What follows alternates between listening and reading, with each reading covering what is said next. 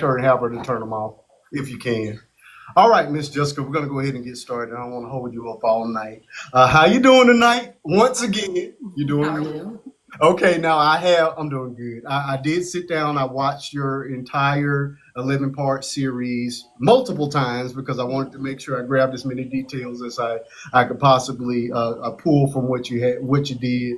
Beautiful, beautiful. For anybody who hasn't already seen it, make sure that you go over there and follow her and watch it in its totality. I love that you give your personal story, but you also have so many takeaway pieces from it and even advice and warning signs for other people to look out for. You know what I mean? And then there were a couple of those comments that you responded to, and I agree with you 100% on it. Also, even added more gravity to what you were saying. So I just want to take the time out to say I absolutely appreciate everything that you're doing on your page in that regard. I thought it was wonderfully done. So thank you so much for that. Thank you. Okay, my comments have been turned off. Now we're safe. We're good to go. The way I want to do this is I want to do it the same way I do it with all of my guests. I want a little bit of background. We want to start at the beginning and work our way all the way up until now. I do know that your story obviously has a beautiful arc and a good positive ending, so we're able to do it in that way. So let's start, if you don't mind, at the beginning. Um, because I read a bunch of the articles as well. It looks like stepdad didn't enter the picture until around the year 2000. Is that correct? Yes. Okay, very good. Before stepdad, well, my very first question that I had from the very first video is with regards to your biological dad. Do you know him? Was he around? What is the story of that? So I was told that my biological father was the father of the step brother, which was Okay. his name is Chris, and I showed the family photo. So I thought that was my biological father until he, you know, divorced my mother, and with divorce comes child support and child custody. He filed for custody for the boys and didn't file for custody for me. And my mom used that as an opportunity to show me my birth certificate because it let me know that he wasn't my father and that he, quote unquote, didn't want me. So Okay, that's so what we found out. all right, I'm gonna try to keep this family tree together. It got a little complicated for me at times, but I got my notes here, so we're gonna try to keep this family tree together. Okay, so from birth up until the divorce, you believe the man that was living with you all was your actual dad. Yes. So your actual dad, you never met or you don't know. No, around 2018, my aunt, Tara, called me to tell me that she believed that my grandfather was my father because my mother was having a sexual relationship with my grandfather in her 20s still. I do remember. Yeah, I do remember that piece. You gave us a little bit of that on last week. Yeah. Wow. So So I did get a DNA test and found out that he wasn't my father. okay. And when I did do my DNA test, I did match with a lot of white people. And reaching out to them, they kind of just blocked me. But my mom was a prostitute at the time in East Oakland, and that I was a product of that. So Okay. of So course, when you're contacting people, they don't want to even be a part of that. So right. we haven't found them. Okay. So that answers. I think you struck off about three of my questions with that because I was trying to figure out what was going on with Mama. Yeah. Okay. So mom was in an ancestral relationship for 20 24 years or So more. let me back it up just a little bit, just give you Sure. some background from my mom is from New Jersey. So Okay. they lived out there first. My grandfather was a cop. He ended up getting his stepdaughter pregnant at 13, and he fled to California. And my grandmother fled with all of the girls to California too. And he continued that abuse to his daughters and stepdaughters while they were out here in Oakland, California, and then continued that relationship into her 20s Geez. until I want to say my grandmother passed away in like 1996. Okay. So with regards to mom, so you have so the guy that ultimately became your abuser is an older brother. Was he the only child? Was he the the oldest and then you, or are there other kids? No. So there's other kids. So we're gonna call him my father. My father, Chris, had two kids before my mother, Bastian and Tamarisha. And you see in that family photo, there's my father standing up, and there's two people on the side of him. Mhm. Those are his kids previous to my mother. And then there are the child that's on my mom's lap sitting down is a grandchild. Everyone else was a child. So it's Bastian, Tamarisha, Dewan. Bastian and Tamarisha have a father, Chris. Dewan has a different father. Anthony is Chris's son, and then I was Chris's daughter, and then my little brother was. So there were three of us that belonged to Chris. One of them that had a different baby daddy. So my mom basically she told us she had two baby daddies. My oldest brother's father, and then us three came from Chris. Okay. And then he had two other kids prior to my mom, and then he had two more kids after my mom. How did they get together? Crack. Oh, okay. Okay, so there. Oh, good. See, that answers a lot. I'm telling you, you're striking off a lot. This is going to be a very short interview. I'm not laughing at the situation. No. Sometimes you gotta laugh to keep. You just have to laugh to get through some of the difficult moments. So please bear with me. I do that all the time. Okay, so they were both rug users. Okay, Yes. so that adds a lot of gravity to where we're headed. Mhm. So what was life prior? What was life like with your mom prior to him coming into the picture? So like I said, my mom was a rug user. Yes. I want to say around, I can't remember years. I can't remember what year. I remember it in terms of grades. So I want to say in kindergarten, my dad got clean, and he, went to jail, came home, got a job, and he started working 2 to 3 jobs all the time just to pay the bills. And I think my mom was like a stay-at-home mom at the time because I never saw her go anywhere. But she used to make me keep watch while she did rugs in the bathroom. And she would I would be the one that had to alert her that my dad was coming because he would drive up the driveway, go into the garage, and then come. It would take him about 5 to 10 minutes to get out the car. So I So would you say were witnessing your mama doing these, or you're I just wasn't outside the witnessing door? her doing it. I just stood watch, but I knew what was going on. Jesus. I knew what was going on. Before everything kind of blew up, we did get taken by CPS because my mom was a rug user. Before my dad actually got clean, my oldest brother went to my grandmother Hmm. if she was still alive. And then I don't know where my youngest brother went at the time, but me and my middle brother went to go stay with the pastor. We went to church very heavy. And the pastor abused us for 3 months. He beat us, he tied us to chairs. The Um, pastor of the church? the pastor of the church, he was sleeping with everybody. My mom, all the women in the congregation. Some church in East Oakland. I forgot I think it's Bethesda or something like that. Is he But still a preacher? Do I we don't know? think he is. I don't think he is. Is he in jail? No, Oh, Jesus. no. So after he took us for CPS, my mom and dad got clean. My dad got clean first. We got, back to our house. My mom continued. Hold on, Jessica. We can't just we can't just you have this problem of just driving off. We can't just drive off. We got to pull over for a minute. That's fine. Okay. Wait a minute. Let's pull over now. Okay. So, Pastor is abusing the children that he's trying to keep from CPS. Yeah. Did you all report it, or did it just? Well, CPS put us in his care. I get that, but did you all tell on the pastor? No. Nobody. We went back home. Once we went back home to our parents, it was more so a fear of having to go back to CPS because we knew what CPS was at that point.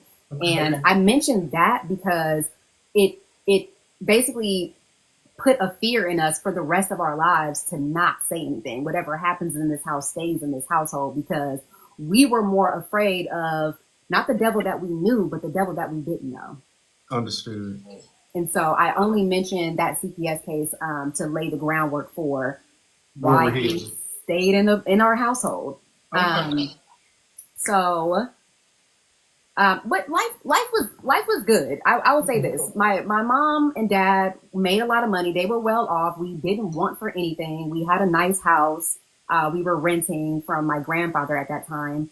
My mom was really big on school. So after school, she would have school at home. She would teach us Black history, math, cursive, different languages. I know French, I know Spanish.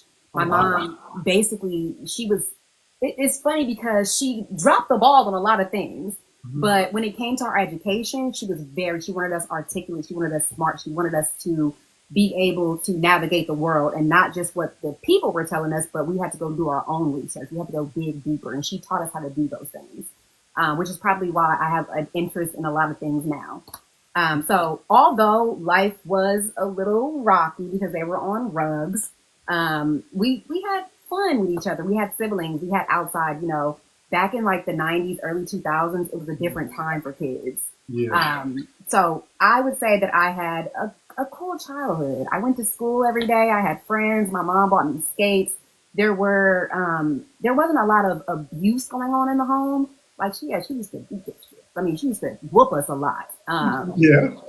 Like weird whoopings where it was like she would catch us in the shower and throw oil on us and start beat us with it. It was Oil. we would do things that was like almost torture. Now that I Okay. think about it. Yeah. Sorry, put my light You're down. good. So I would say I had an okay childhood before all of this happened. Before, I had an before. okay childhood. Okay, so I know you can't get inside a mom's head, but you're. Oh, sorry. Okay. Okay. Okay, so obviously you can't speak for your mom, but this is just an opinion question. Do you think your mom's rug use was a coping mechanism, perhaps, for trying to get over or mask some of the things that she'd been going through in her own life? What are your Absolutely. thoughts around that? Yeah. You think so? She had a very tumultuous relationship with her mother, and her mother had a very tumultuous relationship with her mother. And Okay. so it kind of trickled down generations. And my grandmother, she was an interesting woman. She was loving when she wanted to be, but most of the time she was like Medea. She would definitely take that piece out, and everybody get out. Yeah. Everybody. Um, and I think my mom's sibling and her, they had a lot of trauma. My grandmother had a son. I don't know his name, but he was autistic, and she ended up dropping him out of the window on purpose.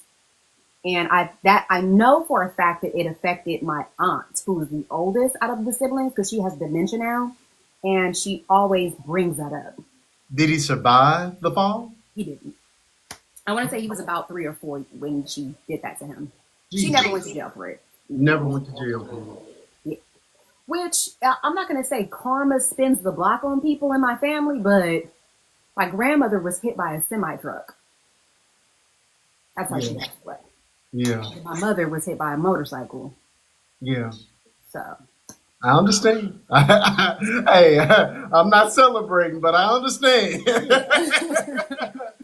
Okay, so we move around to so how long were so your parents were together the entirety of your life then? So you yeah, didn't know life without them. Okay. yeah.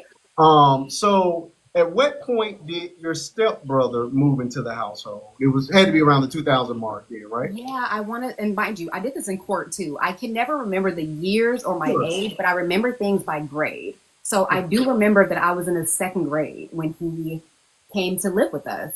Okay. I do remember, just mind you, a lot of people are in my comment section and they're like, oh, your mom was a predator and she made him a predator. I want to clarify something before I just move on.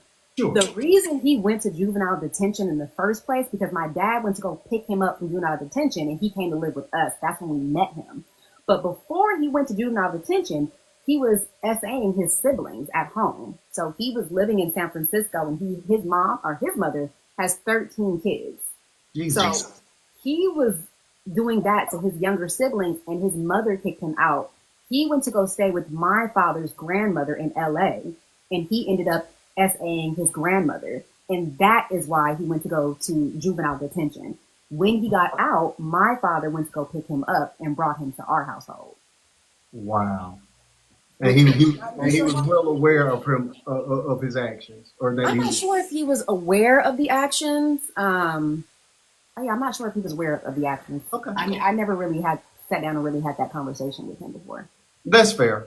Okay, I tried to do the math on your ages. So you say second grade, so that puts you at 7 or 8. So I'm pretty close. Mhm. And from what I'm gathering, he was about 18 at the time. So we're talking about a 10 or 11 year age gap between you and stepbrother. Is that about right? Yeah.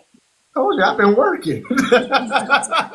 I've been working on this thing. Okay, so he moves in, and how soon after he moves in that things start going south for you all, or for you? Um, Now looking, well, not now, but when I was in the trial and looking back on it, Sure. he was grooming us very slowly. It started off with giving me extra access to things like, oh, the cat couldn't sleep in my room, but he let the cat sleep in my room. So, oh, yeah, I get to sleep with the cat tonight.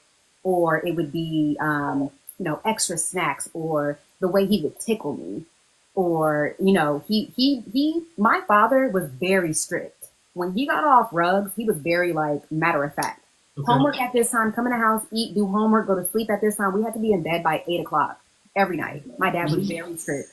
And when the brother came into the household, he brought this element of fun.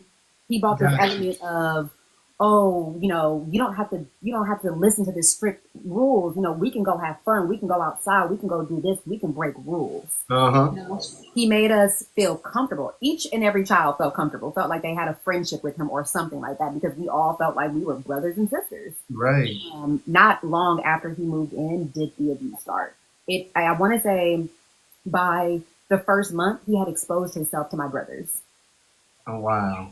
And my brothers went to go tell my mom about it, and she said, well, maybe it was an accident, maybe it was a dream. And I read that that's, in the news articles. Multiple. Yeah, that's the way she passed it off. You all were dreaming. yeah, Yeah. that's No. what she said. So Yeah. not long after he moved in, about a month, that's when he started basically making his grooming moves on me and the siblings. Now, my oldest brother was born in 1986 or 87, I think. Okay. So they are closer in age together. They're not 10 years apart. They're actually close in age. Okay. And then my oldest brother was born in 1990.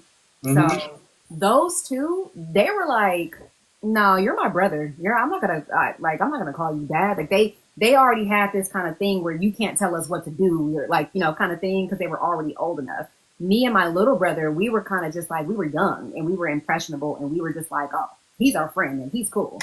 So he had already established that the two older boys were probably too old, or they just had their own opinions. And me and Gotcha. my little brother, we were more impressionable and more vulnerable. Which is going to make, I mean, we're not going to fast forward, but I got to put a pin here. So they were that close in age, and we fast forward 4 years, and he goes from being the brother to the stepdaddy with a son that's basically the same age as him. Yes. I just want to put a pin. I'm taking notes. Okay. So, and again, obviously, I'm going to be respectful and not go into graphic detail, but I would like to ask this question. Do you remember the very first time that it got out of hand? Yeah. Do you and I'm asking this to ask what happens in the mind of a child when something like that is occurring? Does your mind go somewhere else? I've had guests in the past that experienced it as like an out of body experience, that sort of thing, where the mind just takes over, and in order to be able to cope with it. I would like to know if you can recall what Um, happened I for would say you. it's more so of a feeling of numbness, of an outer body experience, trying to make sense. You're trying to process what's happening as it's happening. Okay. And it's because he has set it up to make it seem like nothing is wrong. This is, this is our special friendship. Yeah. I think, yeah, just an outer body kind of like numb kind of, did I do something wrong? Was this wrong? And once you, once I was a part of it, like once it started happening, I felt like I was a part of it. Like I was a willing participant, even though I was a child. That's how he groomed me, and that's how he set it up to make it seem like it was my fault. Wow. Like we had some type of relationship Right. Right. as a child to an adult. Right. And this is, and I just want to just, obviously I don't agree with it, but I just wanted to give you the opportunity to spell this thing out for anybody else that wants to attempt it. There was one part of your series where you addressed a comment where somebody made the crude comment of accusing you of flirting with the guy. And obviously, children can't flirt, but I would like for you to tackle that, that mentality. Just here, being that we're about to go down this dark road, could you please, for the people that are just arriving, let them know that children cannot flirt with grown men and women. So first of all, a child cannot flirt with you. Come on. A child. If we're talking about a child between the ages of 5 and 10 years old, most kids are mean to each other. When you have a crush on another kid, you're mean to that person. You hit them. You kind of do little things. You call them ugly. Right. A child does not know how to flirt. Okay, maybe a teenager, Right. but a child cannot flirt. And if a child is flirting, as the adult need to shut that down and ask yourself, why is this child flirting with me? I need to go alert someone because this is not normal. That's not normal behavior. Either that child is being groomed or something is going on with that child, but you need to alert the authorities, you need to alert the parents, you need to ask more questions. And if you see a child as a being, a sexual being, if you see a child as a sexual being, then you are exposing yourself as a predator. And if you think a child can flirt, or mind you, a lot of those comments were, well, even if let's say a child can flirt. No, you guys are missing the entire point. A child cannot flirt. We're not going to say, oh, well, kids are more advanced these days. A child cannot flirt. Correct. And if that child is doing extra things, or then we need to figure out and get to the bottom of it, which is exactly why I want to implicate these kind of things. Trauma bonding, victim blaming, grooming. I want to implicate these in schools because parents need to know, kids need to know. If there is sex ed in schools, that should be a part of it too. If we're talking about how to do things, we should also be talking about how to protect yourself. Absolutely. About what consent is and about what it is not. Because no one had that conversation with me to say, if somebody does something to you, come to me. I don't care who it is. And I tell my kids, and their father tells them too, you can come tell me. If daddy is doing something to you that you don't agree with or you don't like, come tell me. If I'm doing something to you that you don't agree with, go tell your father. We are both safe places for these kids. And most of the time, I'm just a funny joke to my kid's father put something, he put like some extra things in like the oatmeal. And later on that night, my child was like, yeah, daddy did something I didn't like. And I'm like, what? He said, yeah, he put something in the oatmeal and it was awful. Can you tell him not to do that anymore? And we create these safe spaces, even if it's as small as oatmeal. I need you to come to me and tell me that makes you uncomfortable. You did not like that. This is a safe space. They have opinions in this household. This is their house too. Yeah, absolutely. Love it. And look, I don't want to take over, but I absolutely agree with you 100%. I have a teenager and a toddler, and that was the one thing that I stress oftentimes in these interviews and even in my regular lives. It is very important that we allow our children to have voices. Again, I'm an 80s baby, so I was raised with a grandmother, around my grandmother, where you were seen and not heard, and you didn't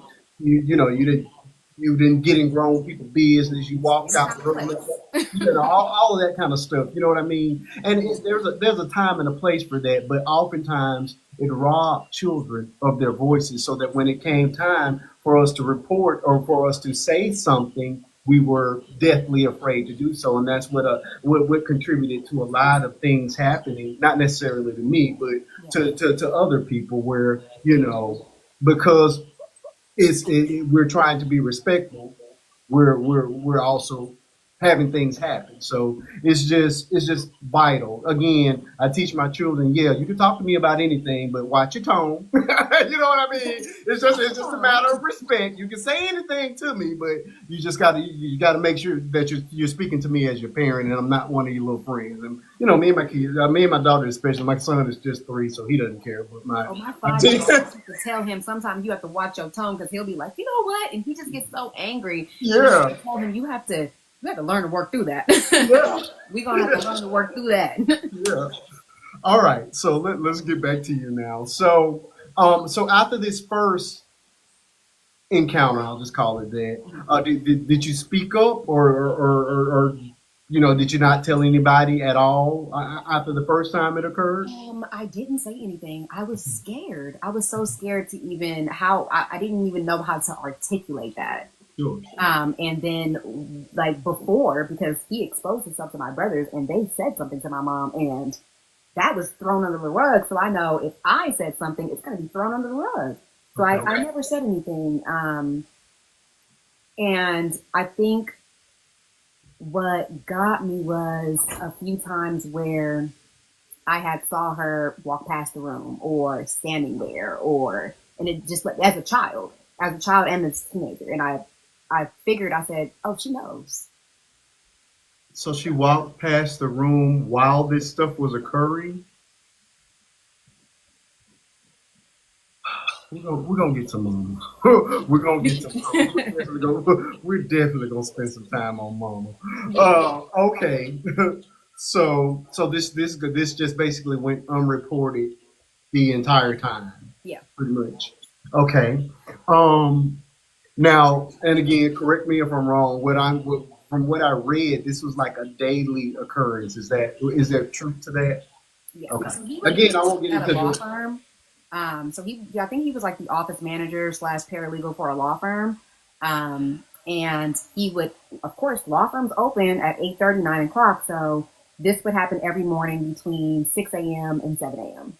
Yeah, that's what I read. Like I say, again, we're going to avoid the graphic details, Yeah. but yeah, I found that to be the most disheartening part of it. Not that it's okay at any time, but the fact that you would have to go through this and then get ready to go to school. Because you're a baby, you're a child. You know what I mean? So that I think that to me, after I read that particular article, I just had to back away. I was done for that day. I was like, Yeah. we'll come back and start again tomorrow. I had to walk away from it because it just got to me at that I don't point. even like reading the articles. I'm gonna be honest with you. I read Yeah, the transcripts. I read the deposition. I read, the trial scripts and stuff. As far yeah, as the articles go that were written by the journalists, sometimes they're writing it from the prosecution side, and sometimes they're doing it from the public defender side, and you can kind of mhm, tell by the yeah. language. Yeah, and I do need to apologize to you while I'm here. My moderators were in contact with you. We did get our wires crossed. My second video is the one I sent to you directly. I was super proud of that one. But the first video I didn't realize. Well, they sent me uh, screenshots of the conversations that you had, but for whatever reason I missed it. And you did request that I not include any of the real information from the articles, and it did have You're just fine. a It's small piece. important, and people have already seen the articles. They've already accessed it. They're already in my comments quoting it, so it's fine. Okay, so yeah, I just wanted to, I didn't, it definitely wasn't intentional at all. Like I said, it was just a little, very small piece, but by the end, the video was already up. So I You're was fine. like, sorry. Okay. All right. So this goes on for years. So were you aware that this abuse was also occurring with your brothers as well, or you didn't know that at the time? It only happened to one of my brothers, my youngest brother. The two Mhm. older ones, nothing happened with them ever. I did not find out about my little brother until after I gave my interview to the police. Okay. Okay. Years after. Mind you, I want to say it was maybe a couple of weeks after he got arrested is when Okay. the detective decided to say, these are the witnesses, this is what's going on, and this is what we're going to do forward. Okay. And there was a cousin as well. At what point did the cousin become a victim? So there were actually three cousins. Two other cousins did not want to testify because they were also SA'd by someone else in my family. Wow. And they felt like my aunt the aunt that basically the aunt that tried to bribe him with money or tried to get money from him and Yes. report that aunt. Yes, Okay. her son abused her daughter when she was 2 years old, and she witnessed that. She walked in the house and saw that. She never called the police. She sent that boy to go live with his father, and that was it. So we had two other cousins that were related to my aunt, and they were assaulted by her son. And so they felt like because he assaulted them first, and then the stepdad assaulted them last. And so they felt like, well, if we can't get justice for him, then I don't want justice for this over here. So they never testified. They did talk to the police, but they never testified. Now the cousin, she was SA the night after my mom died. So my mom passed away August 10th of 2012. And basically, the next day, family comes out. Okay. Hold on now. You drove off again, Jessica. We're going to get there. Let's back up a little bit. You keep driving off. We're going to get there. It's time to deal with mom, but I want to give her all of the attention she deserves. Basically, after my mom died, the cousin was at the house and he SA'd her then. Yes. Okay. Let's talk about mom for a little bit. So we do understand that mom was unalive via motorcycle, but I want to get to, because obviously. So, I'm sorry, people. For those of you that are just joining us, we're talking to Miss Jessica tonight. That is, let's talk about Jessica. This is her story, her night, her interview. And please, if you're just tuning in, we're about to dig in. Trigger warning for the remainder of the show. This is going to be it's already a very intense conversation, but it's going to get very dark very quickly. So if you're uncomfortable with the serious subject matter that we're handling, please feel free to come back another week. All right. So mom, obviously, dad, at what point did dad leave? How did dad find out that his own son was sleeping with your mom? I told. So one day I saw, one day I was going to the bathroom. It's like 2 o'clock in the morning, and I saw them sitting on the couch kissing, and I was so confused that I went to my dad the next day, and I'm like, yeah, why were they kissing on the couch? And my dad was like, well, how were they kissing? And he had me like I remember this. He had me do it with my fingers because he was like, well, how was he sitting and how was she sitting? And I remember being like, oh, he was sitting down and she was leaned over him.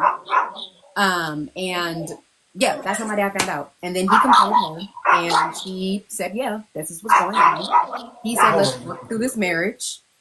And then she said, okay, cool. And then continued to sneak behind his back for the next couple of weeks until he found out. So you blew the whistle. Okay, so I'm sorry, my dog was barking. How long did dad stay before he ultimately left? Or was there a confrontation of sorts with him and the son? There was. So there was a fight that happened. This wasn't until after. So him and her decided to work it out. My mom and dad decided to work it out. Really? He was gone. Yes. One night he was gone because he worked 3 jobs. He was saving up for a house. So one night he was gone and my mom invited the brother to come stay at the house because she knew my dad wasn't going to come in until maybe like 5 o'clock in the morning. So she kicked him out of he got kicked out of the house after the. Yeah, he got kicked out of the house. I'm sorry. Okay. He got kicked out of the house and he went to go live with his mother in San Francisco. Kill him. Sorry. I'm sorry. My family's just walking in the house, so the dog's going crazy. Okay. So he gets kicked out of the house. He gets kicked out. He moves to San Francisco with his mother. And basically my mom and dad try to work it out. But the entire time they're working it out, my mom is sneaking to San Francisco and seeing him and buying dinners and taking him to arcades and movies. And he's a kid, so of course he wants to go to arcades. Now that I think about it. I'm sorry, how old was your mom at this time? When he was 18, she was 32. Okay. Mind you, she turned 32 like 7 times, so I really don't know how old. She was born in 1968. 68. That should be about the same age as my mom, actually.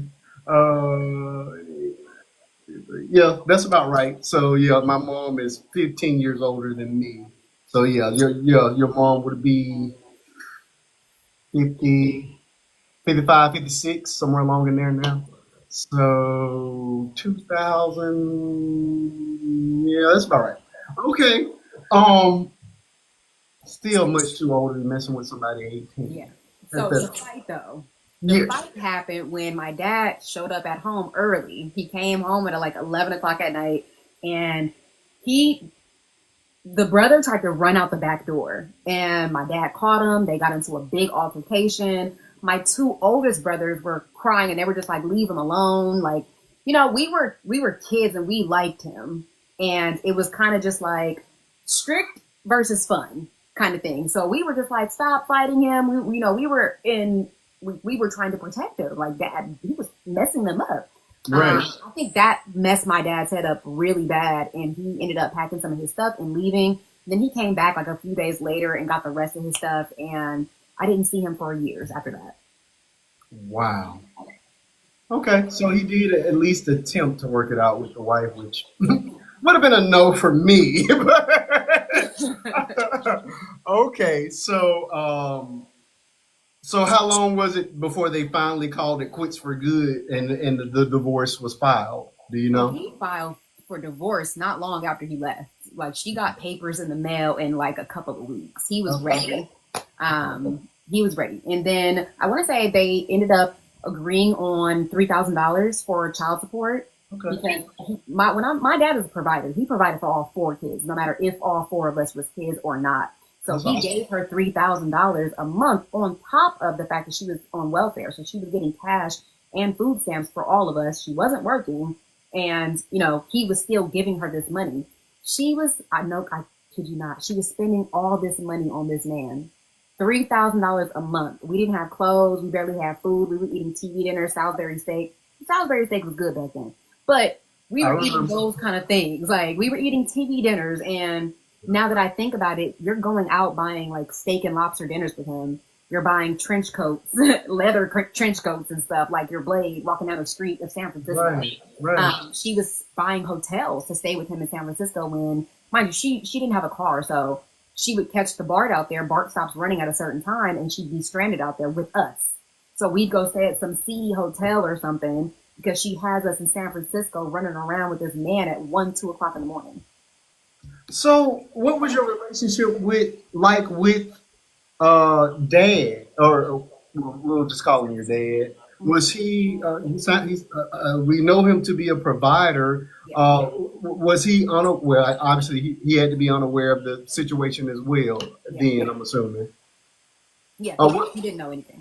He didn't know anything. No, he didn't Okay. even know that he had exposed himself to the Okay. brothers. My mom never said anything. They didn't say. My dad worked. He was at work all the time. Okay.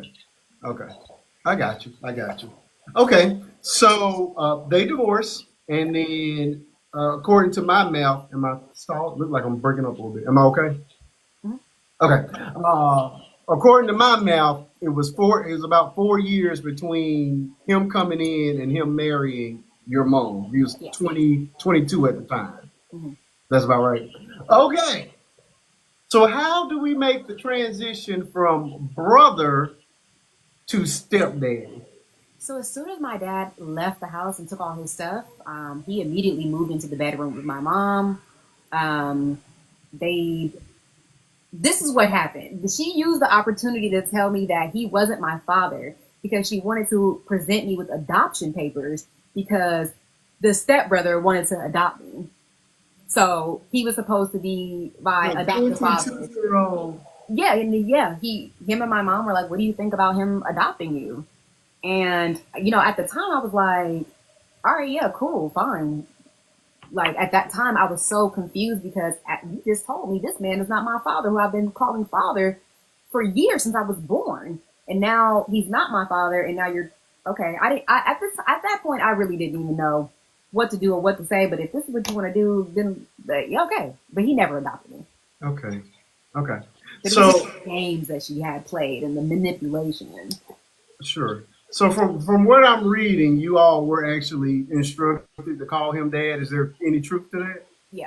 So me and my little brother were instructed to call him dad. We did call him dad. And then my two oldest brothers called him boss because his name is Bossian. So they called him boss by his first name, basically. And the older brother is the same age as him. Yeah. Horrifying. They were like, yeah, we're not gonna call him dad. You're crazy, right? Okay, so how was the family? I know I saw in one part that there was at least one family member that was quite cool with him being switching roles like that. But what was the temperature for the rest of the family with regards to this dude transitioning from your brother to your stepdad? So we don't have a large family. Like I said, a lot of my family is in North Carolina, New Jersey. So my mom's side of the family is pretty small because it's just small. Okay. So my aunt Janice, which is my mom's oldest sister out of the siblings, she wanted to come fight. She was like, I'm coming to get the kids. I want to fight. My cousin was with her, Nicole. They were down. And my mom was like, she called the police. Y'all can't come. She cut off all contact with them. And they were like, okay, well, let's get Jessica. At least let us have Jessica. Like, because at that point, I did have a good childhood, but I was wearing boy clothes. My mom never bought me girl clothes. She never did my hair. I was never in pink. If you see any of the photos of me as a child wearing anything girly, it's because we were around other people. We were around other family members and we went on family reunions or something like that. So she would put me in girly clothes then, but I was wearing my brother's clothes since we were 2 years. I think we were like 18 months apart at that time. So and I was a little tomboy growing up. So I wore boy clothes most of the time. Okay.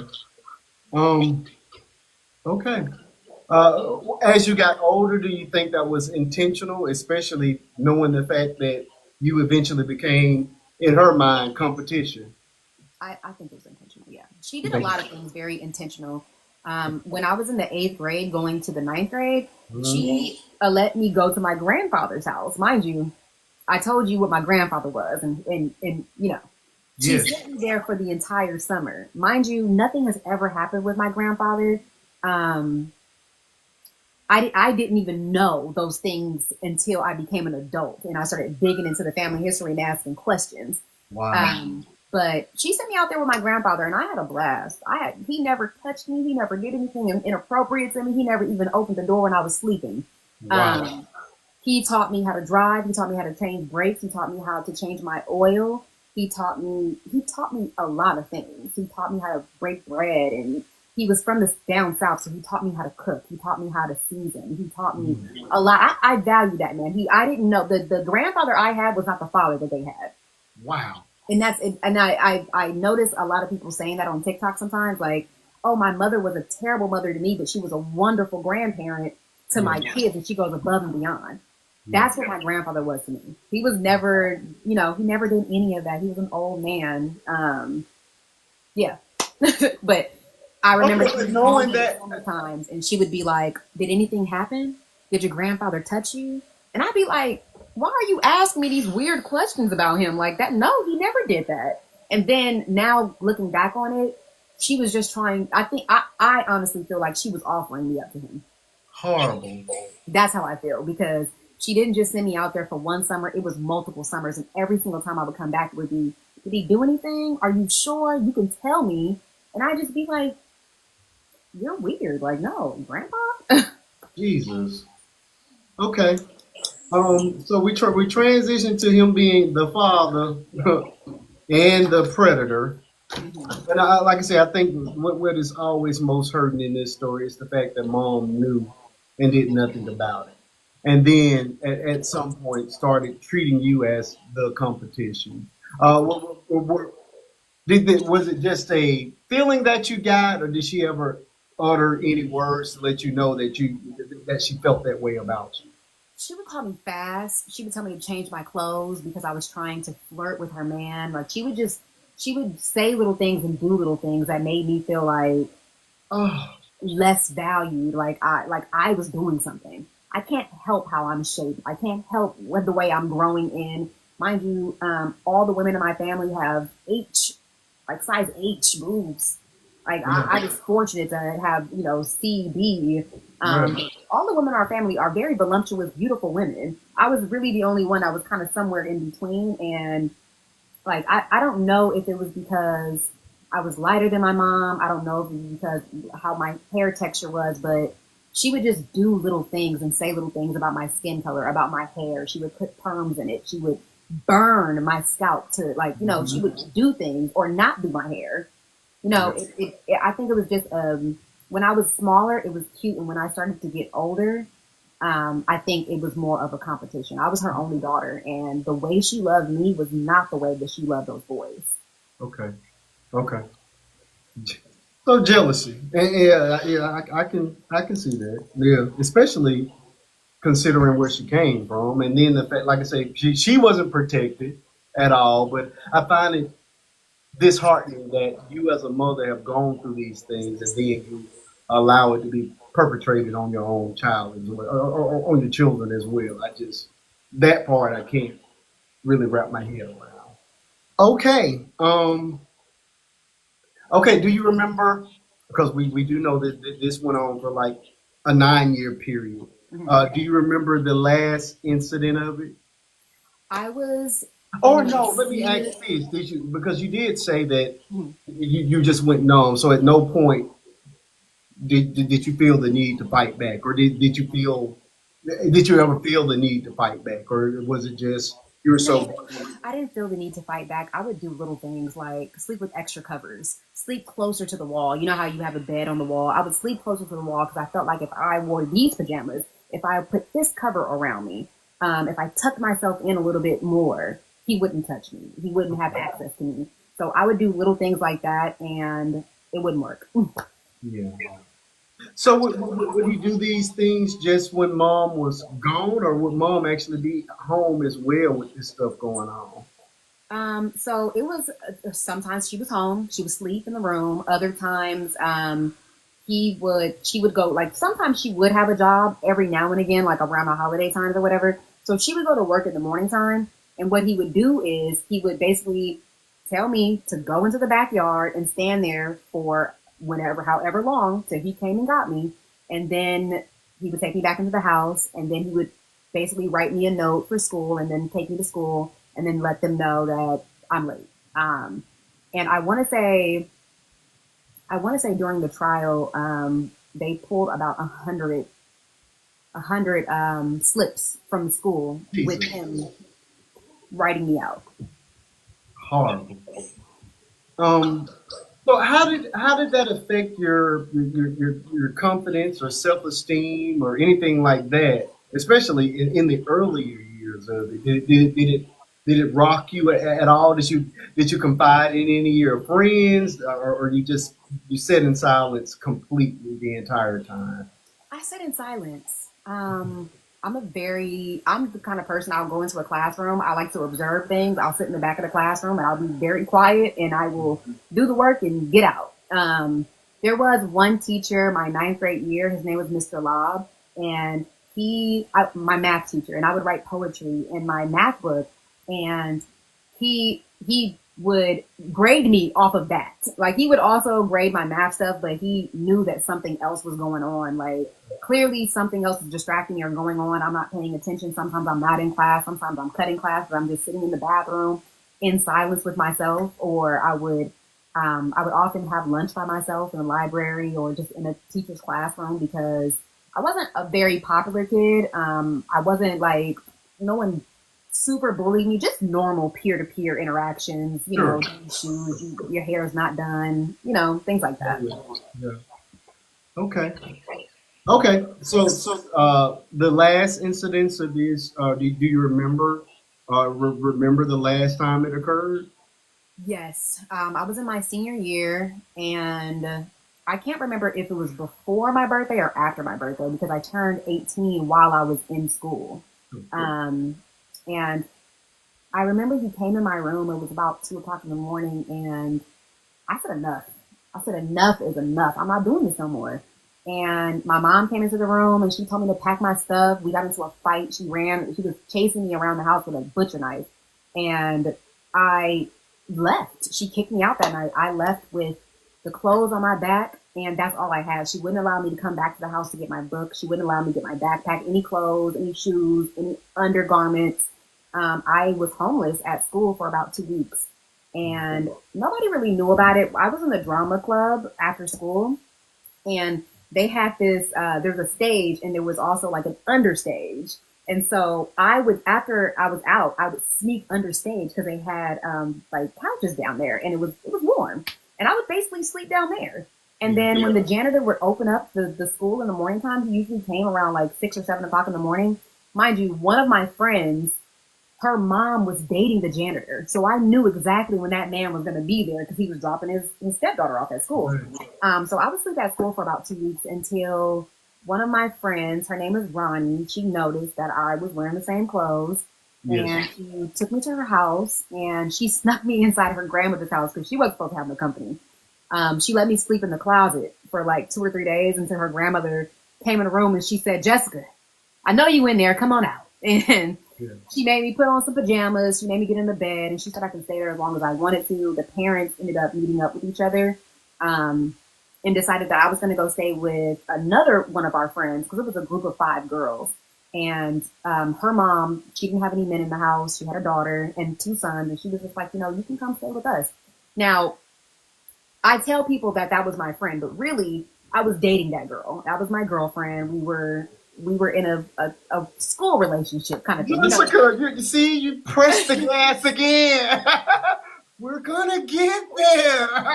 Yeah, so basically that friend let me move in, and she treated me like her daughter. She gave me school clothes.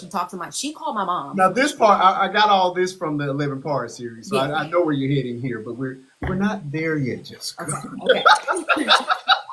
Okay. Come on, stay with me. Okay.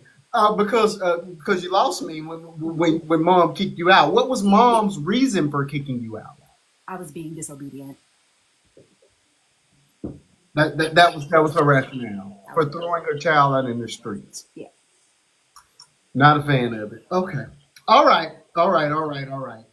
Okay. So now we know everything that happens after that. We end up. Okay. So let me ask this then. So you enter into a relationship with the girl. Had you ever been in a relationship with boys at all?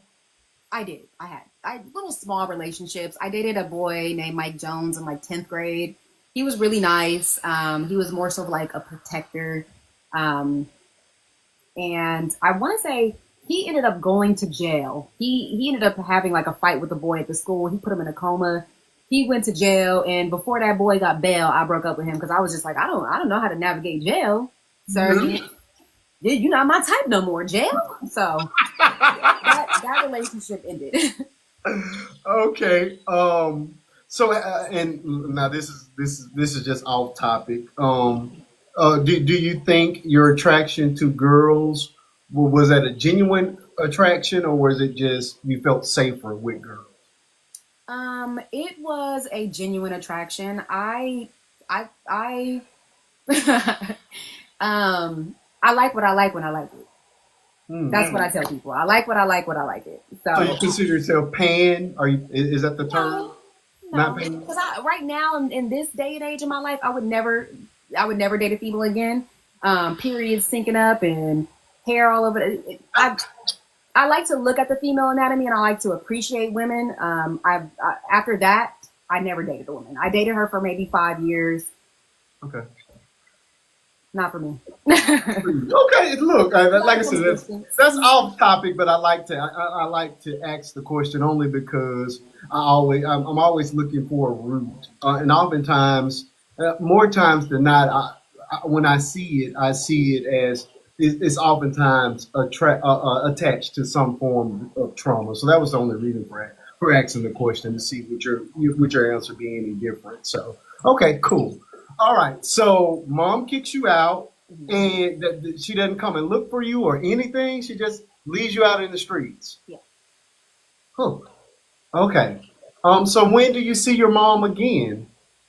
When Mama Tracy told me I should probably go spend some time with my mom for the holidays, and so she dropped me off for the weekend and then picked me up the next day because we got into a fight and an argument, and now I have a voice. Now I'm out of your house. Now you can't silence me. Yes. Now you can't tell me what to do because I know I have power now, and I'm in someone else's household who gave me a voice and told me, you're valuable.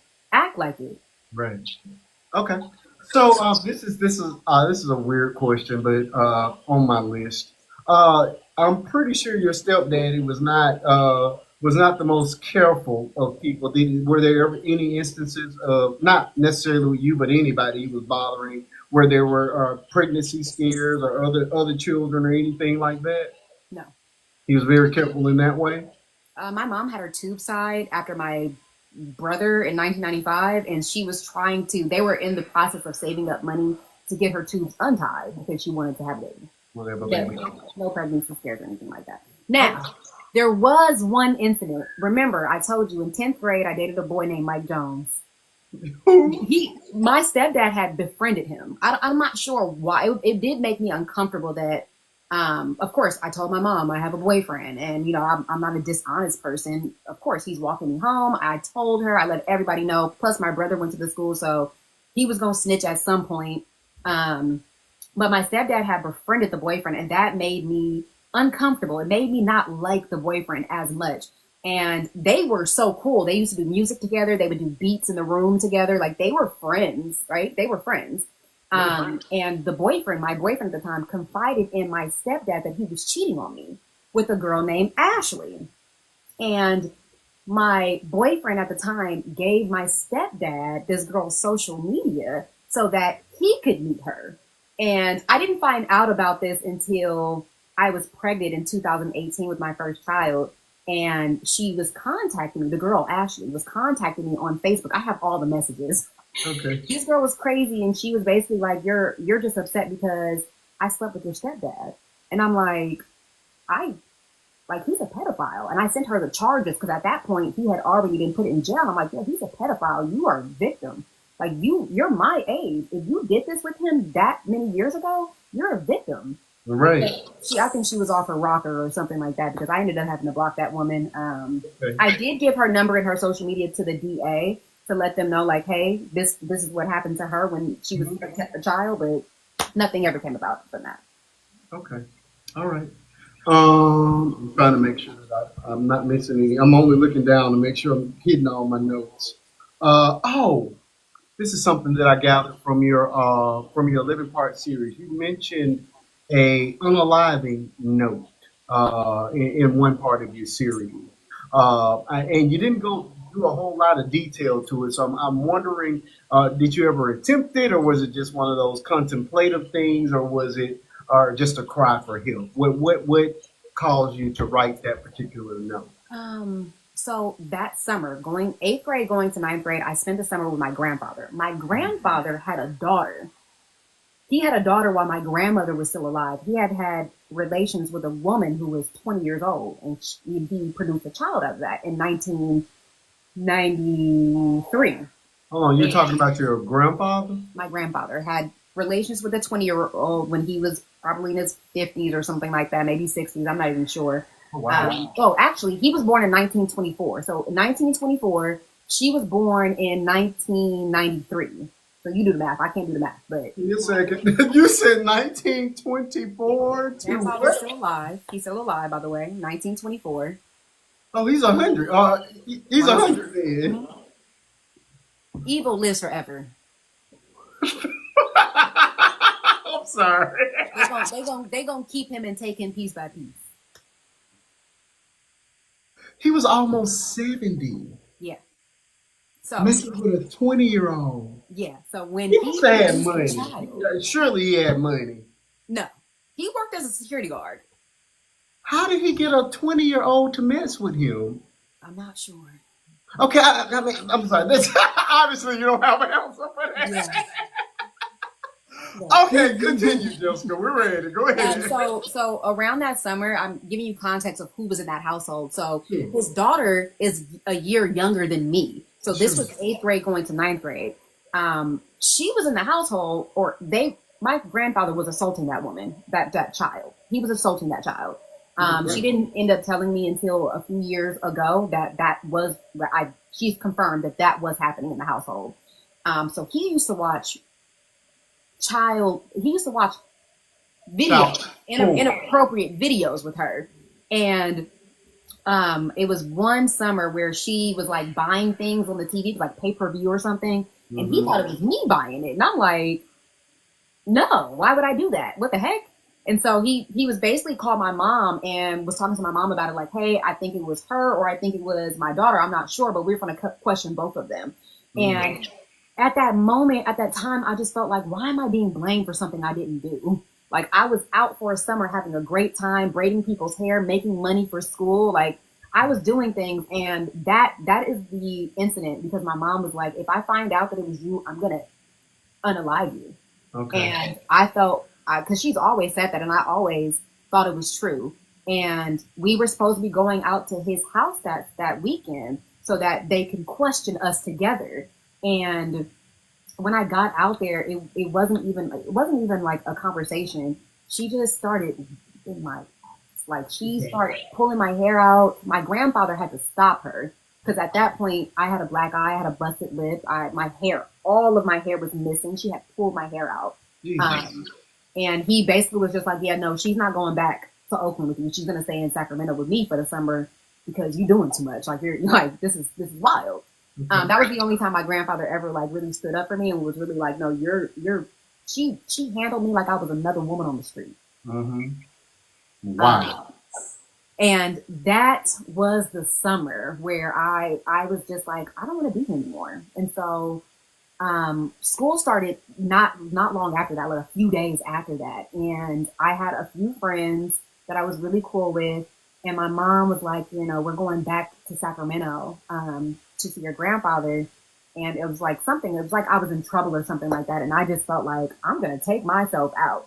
She had some heart medication that her doctor had gave her in like small little pills, like sample pills. And so I took 3 bottles of those and decided I went to sleep that night like I wasn't going to wake up. And the next, I wrote notes to all my friends. I put them in the lockers because I didn't want. I'm sorry. Oh, take your time. Take your time.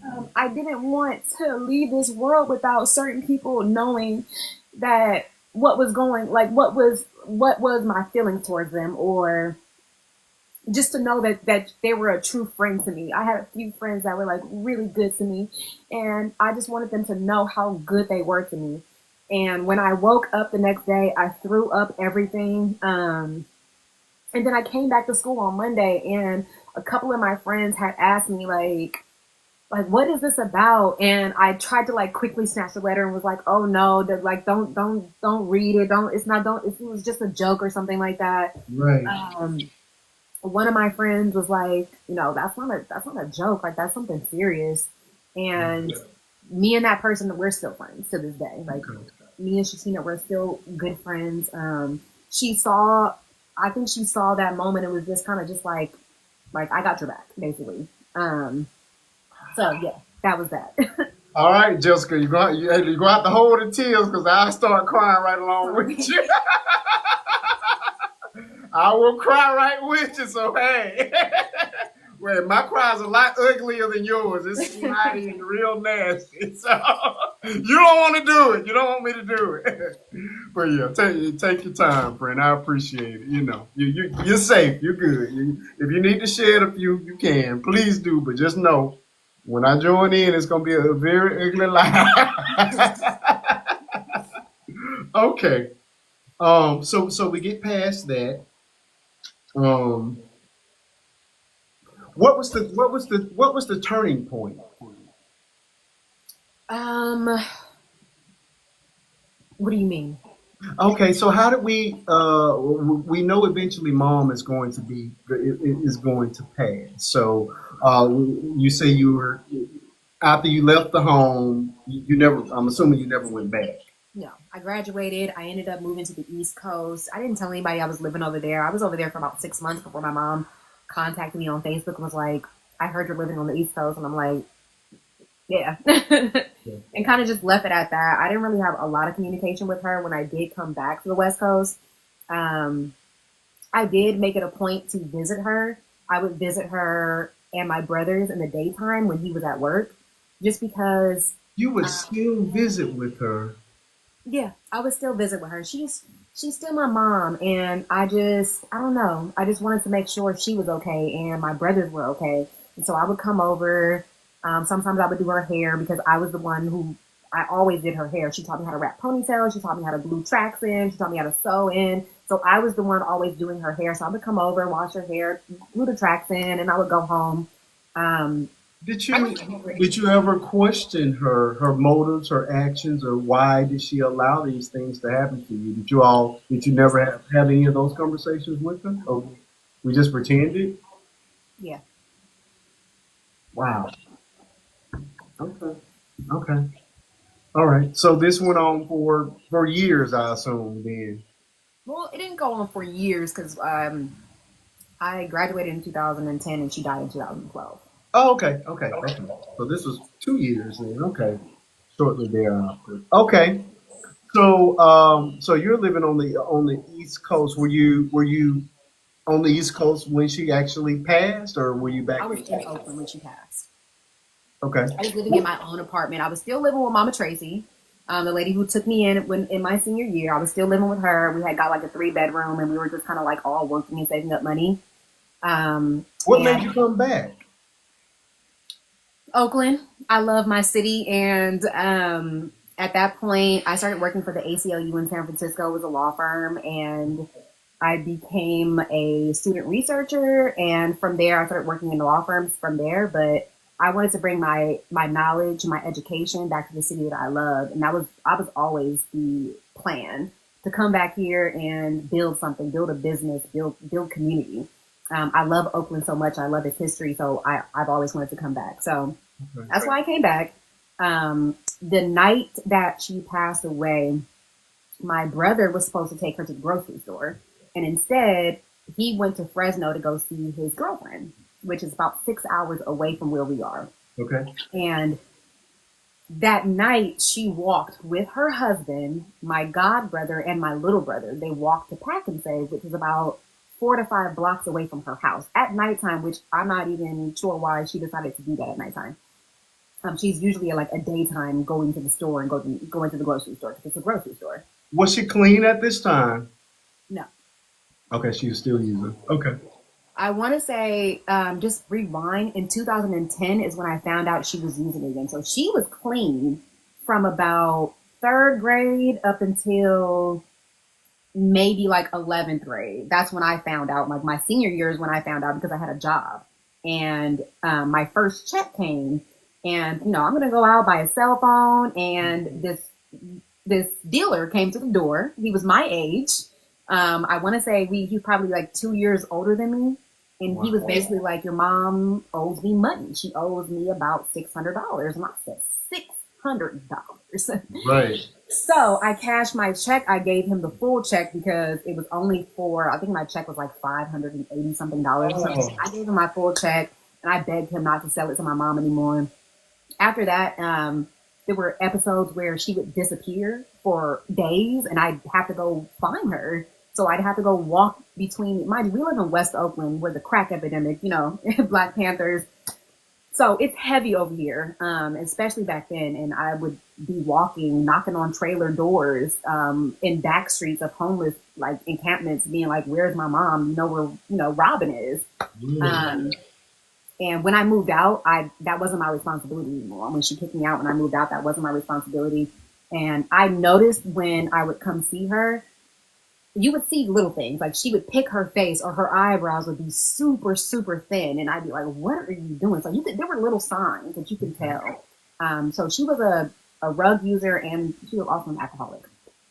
Okay, well, here's the thing. Now, this is going to be an odd question. I'm going to attempt it anyway, though.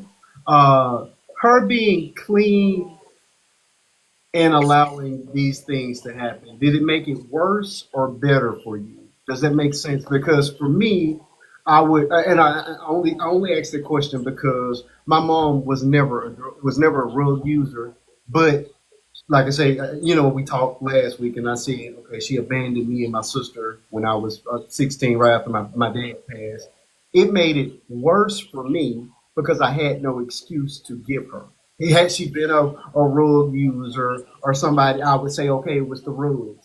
She was out of her mind, and this is why she made the decision she made. But because she was clean and of sound mind, for me, it made it worse because you were in in your right mind when you crunk that car off and left your children. You know what I mean? So I wonder what are your thoughts around being that you had her in both realms with this going on. I would say I was neutral about it because once she stopped the rug, she was always doing alcohol, and she had prescription medication. So I didn't find this out until after she passed away that she was schizophrenic. She What? was schizophrenic, and she had something else. She confided in my older brother, Yeah. and he was the one taking her to pick up the medication, take her to the doctors and stuff like that. So, but I do know that she had Xanax and she had these other things, and she would take medication and be knocked out from this alcohol and medication mix. So, I Yeah. wouldn't say I wouldn't say she always had problems. I think she was just always trying to suppress something or trying to quiet the noise down in her own head. Absolutely. Because Yeah, her my, mother sacrificed her, she sacrificed me.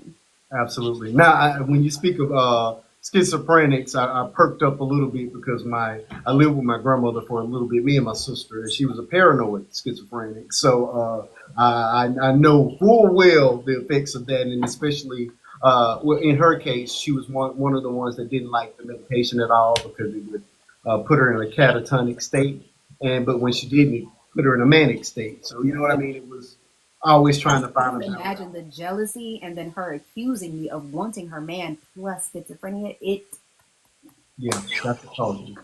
That takes a toll. Yeah, I absolutely. I'm with you there. I totally understand that regard. Okay, so we're in Oakland. You remember you remember the day? Where were you when you got the news? I was actually at home babysitting someone's child, and I got a call from him. The stepfather called me, and mind you, I didn't answer because and then he Correct. called my mom's phone. And of course I answered because something has to be wrong right now. And he continued to explain that she got hit by a CHP officer on his motorcycle. He was speeding and he didn't have his sirens on at the time. And that she had got struck in the leg and it had hit a main artery. And basically Wow. she was being rushed to Highland Hospital. And so I didn't have a car at the time, and the people I lived with weren't home at the time, which is why I was babysitting. And so I had to call my brother who lived in Antioch or Bay Point at the time, and that was about an hour away. So he had to drive to Oakland to come get me and then take us to the hospital. So when we pulled up to the hospital, she had passed away. Oh, she was already gone. Yeah. How long had it been since the last time you spoken to her before she passed, or had you spoken to her? A couple of hours. She had called me drunk earlier that day, Yeah. cursed me out. And I told her, I'm not going to deal with this. Click. Because this is just a phone. You can bother me through this phone, but this is because I'm letting you do that. And I allow certain things, but I can shut that door easily. And I shut that door. And then when she ended up calling me that night and that all that happened, of course I rushed down there to be with my brothers to check on her to see if she was okay. She passed away. My brother holds a lot of guilt because he was in Fresno and not in Oakland, and he was the one that was supposed to be giving her a ride. So he has his own guilt within in that area. Yeah. And then, of course, my little brother, he was there when it happened. So being abused throughout your childhood, and now the person who was letting this abuse happen just passed away right in front of you. Like lost her life. Literally, the light went out of her eyes in front of him. Yeah. And I think that really messed him up. I know, but after she passed away, my dad, of course, pulls up with all of us, and he's basically like, okay, well, Christian, it's time for you to pack your stuff and come on. But Christian didn't want to come. My little brother didn't want to come. He wanted to stay at that house. I think it was more so like a loyalty thing to my mom and to the, I don't even know, but, he didn't want to leave. He wanted to stay. And my dad was like, yeah, you can't stay here. You got to pack your shit and come on. And my dad lives in Stockton. So he basically an hour and 45 minutes away from Oakland. He basically moved out around that time. And I was at my dad's house, and I remember my father came to my room and he said, I asked Christian if anybody ever touched him or did anything to him, and he just broke down crying. And my dad left it at that. What would make him ask that question though? I have no idea. You see, that's an odd, Time. right? And Very. that's why I feel like everybody knew something in this. Everybody knew something, and everybody knew what kind of monster they were bringing into the house. You just thought, oh, couldn't be us, maybe. I don't even know, but like I said, I have tried to have that conversation with my father, and Oh, he's we're gonna just get there, because that's in the 11-part series where you're no contact. I told you I did all my research. You're just not letting me drive the car, Jessica. You keep taking look. off. Go ahead, go ahead. It's good. It's all good. It's all good.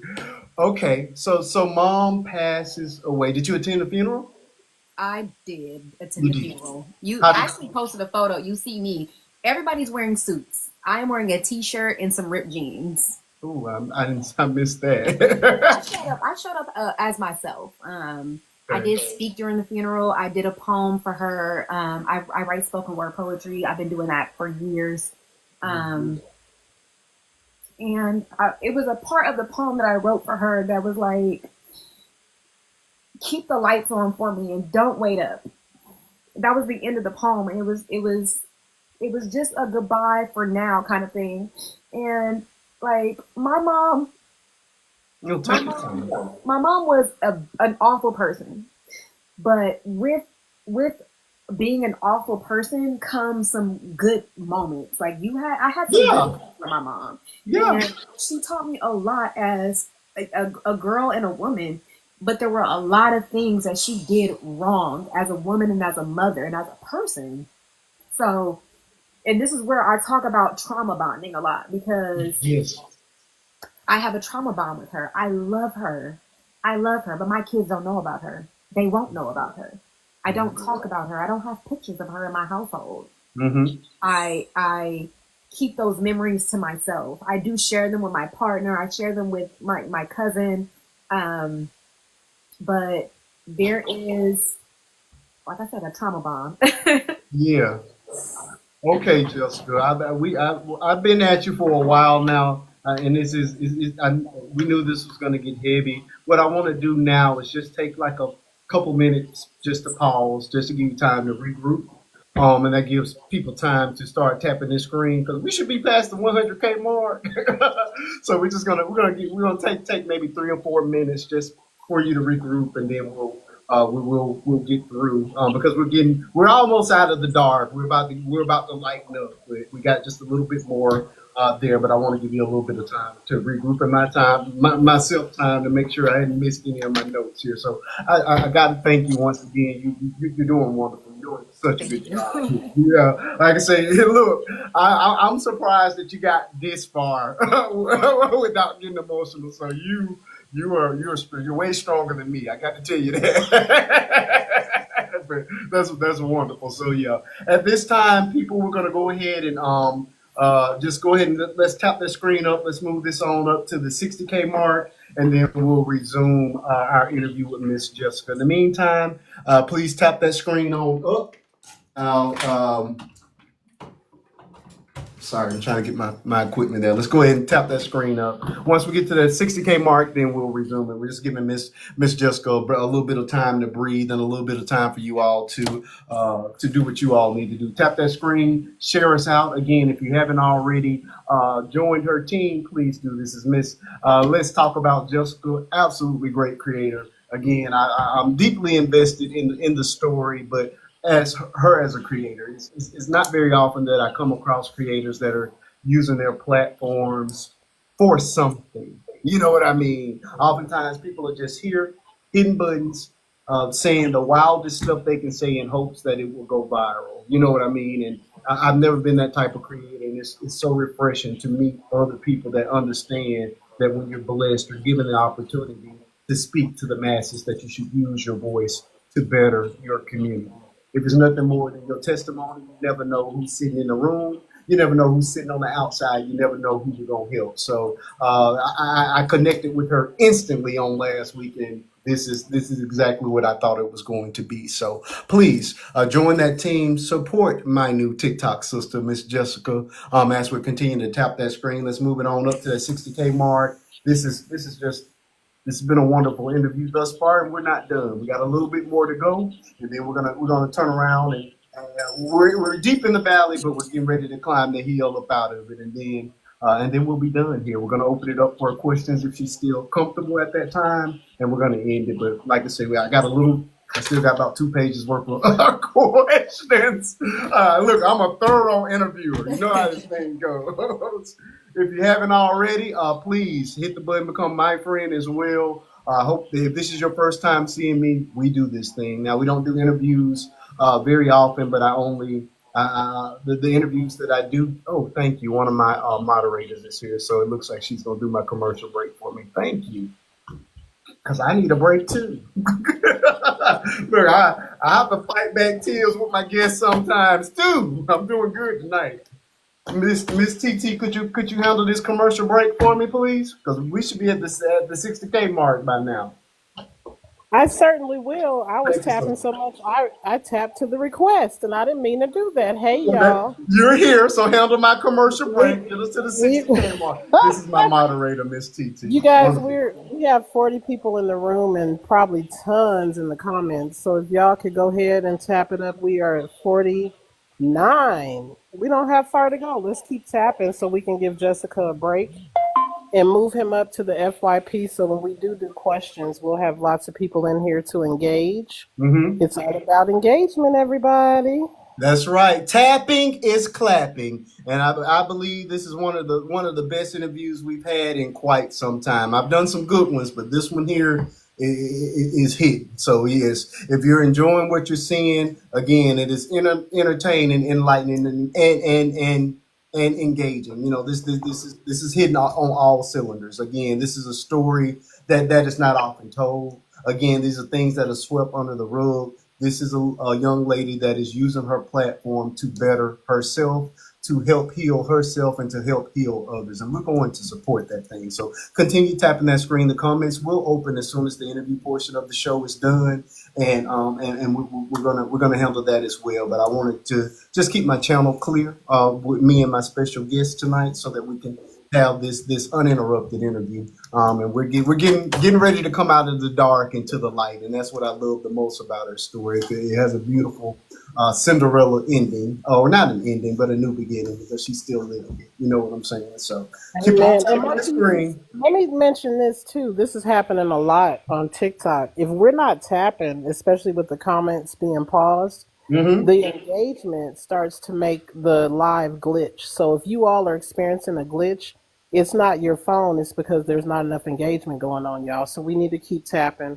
Mm-hmm. Continue tapping the screen. Again, the purpose of turning off the comments is to protect my guests, because unfortunately we do have horrible trolls that will come here and say the most ridiculous things. My moderators are wonderful at kicking people out of the room, but I do understand that it becomes very distracting for me and my guests, because I'm going to go into attack mode when you come after one of my guests. So that's the purpose and the reason for turning off the comments. Once the comments are turned on, I have a team of moderators that are hiding right in the comment section to just throw you right out. So you'll never make it to the box. But during the interview section, I have to channel and stay with my guests the whole way.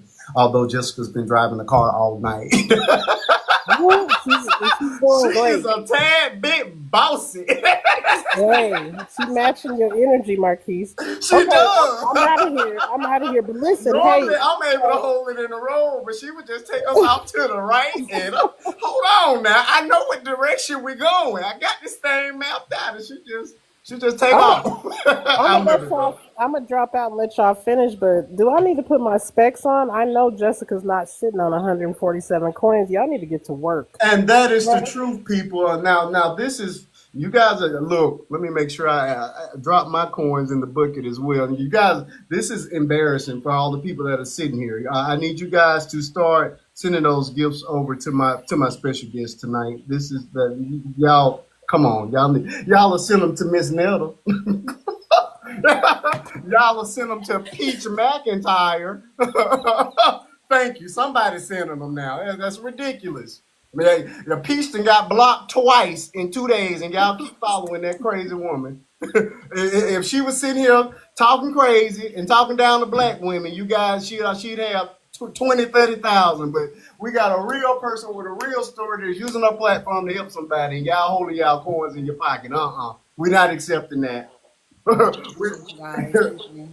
Tap that, send that lady some money. I'm not playing. Let me make sure I do the same. Oh, give me a second. How embarrassing.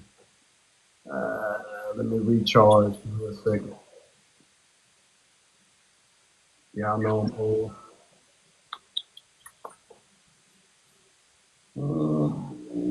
Hold on. All right. We're the interview won't resume until we hit the 60K mark. So please keep on tapping that screen. We needed a good break, an excuse to take a break anyway. So I thank you all for that. In the meantime, let me send my guests a nice gift. Not a gold medal. That is so ridiculous. I'm not gonna do that. I only send that to my guests that I feel like ghetto. You don't qualify for that. I only do that for my ghetto guests. Let me just send you some love, lots of love. Let me send lots of love. Now that looks a little bit better. Oh.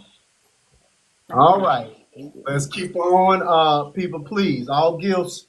Uh, Listen, if you're coming up to ask her a question, you need to send her a gift. That's the way we're going. Attach a gift with your question. That's the way we're gonna do the Q&A session. Since y'all want to play games tonight. All right, keep tapping that screen. Let's move it on up to the 60K mark. Looks like I got enough charge on my phone to finally put my mic on, so I'm not screaming at the phone. Hold on. All right. All right, let's tap it on up. We only need 4,000 more taps and we'll resume this interview. Here we go. Now I don't have to scream into the phone anymore. Been screaming all night because my phone was just about unalive. All right, let's see. Keep tapping, folks. We're on a commercial break until we hit that 60K. We're going to get out of this valley pretty soon and get to tell the beautiful Cinderella portion of her story, and then we'll open it up to Q&A if Miss Jessica is still comfortable.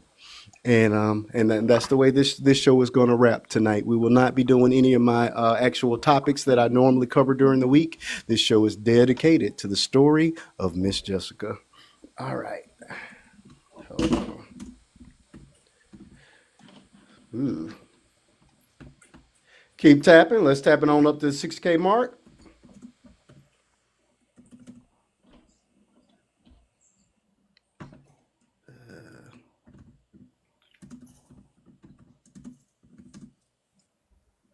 Keep tapping, keep tapping. 57, that's what I like to see. I don't like taking commercial breaks, but unfortunately, that's what I have to do. BA. All right. There we go. Let's go.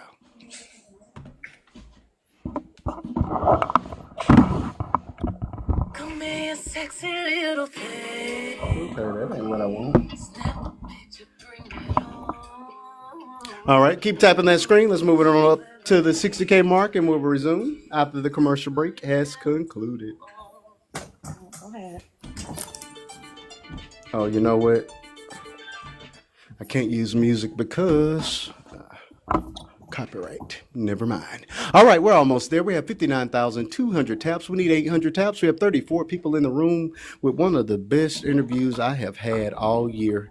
And that's saying a lot because I've had some wonderful ones this year. But this is, now I did have two that I would like to forget. I had two guests. I'm not going to name them, but Lord Jesus. They were... at least I won't say two guests, one guest in particular that I never want to see again. Just one. But this is just the opposite. This is what I believe my platform is built around, coming together, creating a safe space and us being able to communicate and have these conversations, the uncomfortable ones as well as the good ones, where we leave with more information than we came here with. Miss Jessica has helped to facilitate that tonight.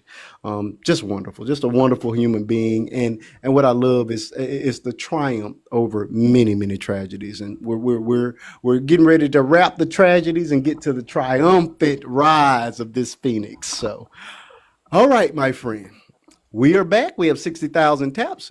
Thank you all for that commercial break. Continue to tap that screen. Let's move this thing up. We need it closer to that 100K mark by the end of this particular interview. Again, all gifts need to be sent directly to Miss Jessica. Please, if you're enjoying what you're hearing tonight, if you're getting some good information, if this is healing and helping your heart, please show your love by sending her some gifts and just tapping the screen for me. Helps us both. All right, all right, all right.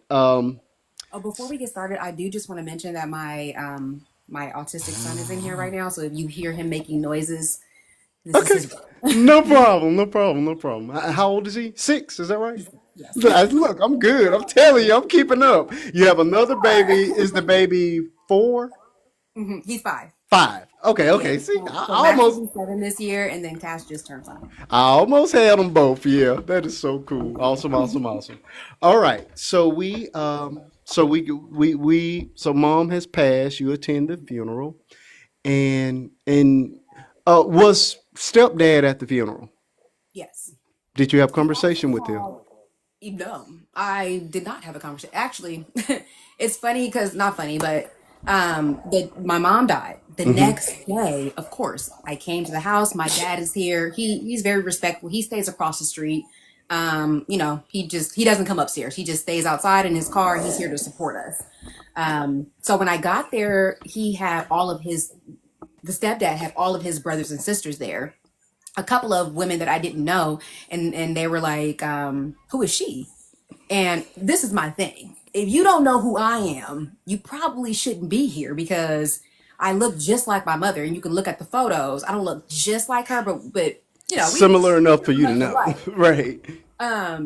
Sorry, we look similar. We look very much alike. So that happened. I got into a fight that day with his younger sister, Oh. and I was pregnant at the time, and I ended up losing the baby the next day. Oh. And it was all a part of the design. It was all I Oh. don't I was ready, and I think everything happens for a reason. Absolutely. Yeah. Absolutely. So I did come to the house afterwards. My dad was there. I didn't have a conversation with him. He wanted to have separate funerals. So he did have his own separate funeral. He attended ours, but then he had his own separate one. And I don't know. Nobody went to that one. I don't know. So Okay. when her body was released, it was released to me. Oh, wow. And Okay. we got her cremated. And I took the ashes to her sister's house since Okay. her older sister was still alive. Mind you, I told my brothers, and I hope they see this because I told them straight up, if it was up to me, I'm going to take that bag and throw it away. So I'm sorry.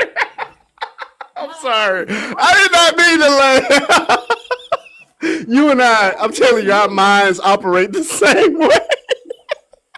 like I'm look, I'm not a sentimental person all the time, so I told them. And my cousin, because she's the oldest one out of all of us, and she's also my the oldest aunt out of all of the siblings. She's the first cousin out of everyone. So Okay. she decided to take the ashes, and the ashes are when basically my aunt Janice got dementia. The ashes went to my cousin, so my cousin has the ashes now. Since the boys somehow, for some reason, they don't want the ashes, but they don't want me to get rid of them. So the cousin has them until we can all decide. He's the neutral one in this. Lord, I was just gonna throw it in the trash. Oh my God. Okay. All right. Okay, so how soon after your mom's unaliving is a stepdad finally arrested for his crimes?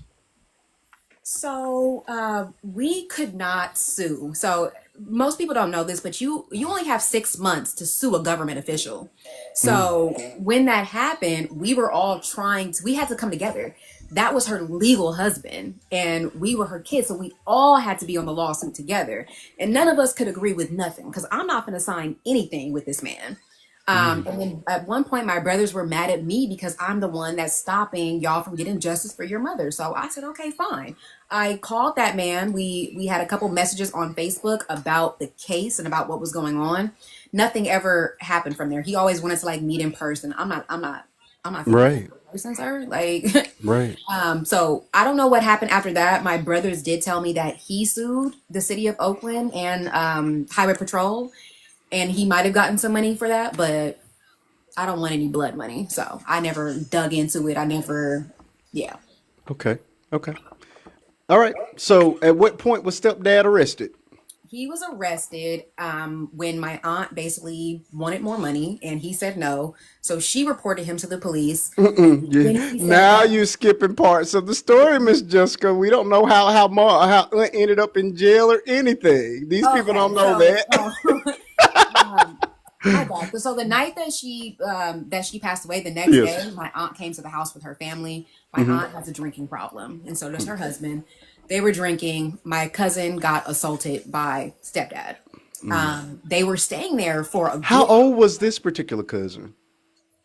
I honestly Approximately. don't know. I think she was probably 11, 10 or 11 at that time. Okay, a child. Okay, Yeah. okay. Yeah, she was 10 or 11. So I want to say they stayed at the house for about 2 to 3 weeks after my mom had passed away. Even after the funeral, they had a friendship. Though the my aunt and then him had a friendship, and they were all just like hanging out and drinking and smoking and having a good time. I don't know what really happened, but she got arrested. She got into a fight with her husband. She got arrested, and Is this the same aunt that did not have a problem with him being married to your mom? yes. Gotcha. Okay, go ahead. So basically, after she got arrested, he bailed her out. I think she wanted some more money for something, and he was just like, "You didn't give me money for this."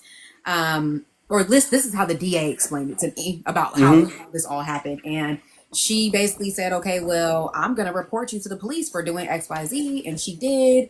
They ended up taking my cousin to a doctor, finding out blah blah blah. I'm not sure how everything worked out with that, but um, she told the detective that I know something. I should know something Mm-hmm. about him. And so when they basically contacted me and I came in, they were very vague. They were like, "Oh, do you know this person? Do you know this person? Do you know anything around this?"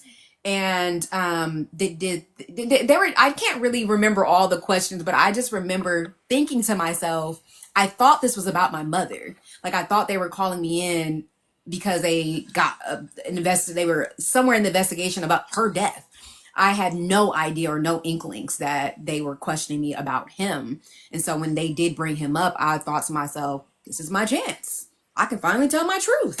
And then we had like a 3-hour interview that was recorded, which they did show in court. And then I gave them my brother's number, all three of my brothers, not because I thought something was going on with them, but because the detective was like, I need to speak to everybody in the household. And I'm like, okay, well, they can corroborate, the activities that were going on in the household from their perspective.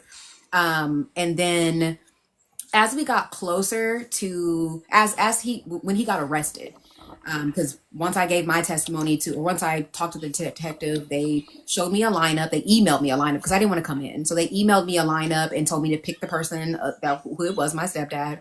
I picked him out of the lineup. And then I want to say a couple weeks later, they told me that there were more victims and that my little brother was a victim and my cousin was a victim and there were other people. There were about 5 or 6 of us at the time, and only 3 of us testified as Jane and John Doe's. Right, right. Okay, so I read that there were 2 different trials. One of them didn't end well, and the other one is what he ultimately went to jail for. Can you give us a little rundown of how did that happen? How did he get away with it the first time? So it went deadlock, jury 11-1. One of the jurors didn't believe in capital punishment. Oh, they wanted to unalive him.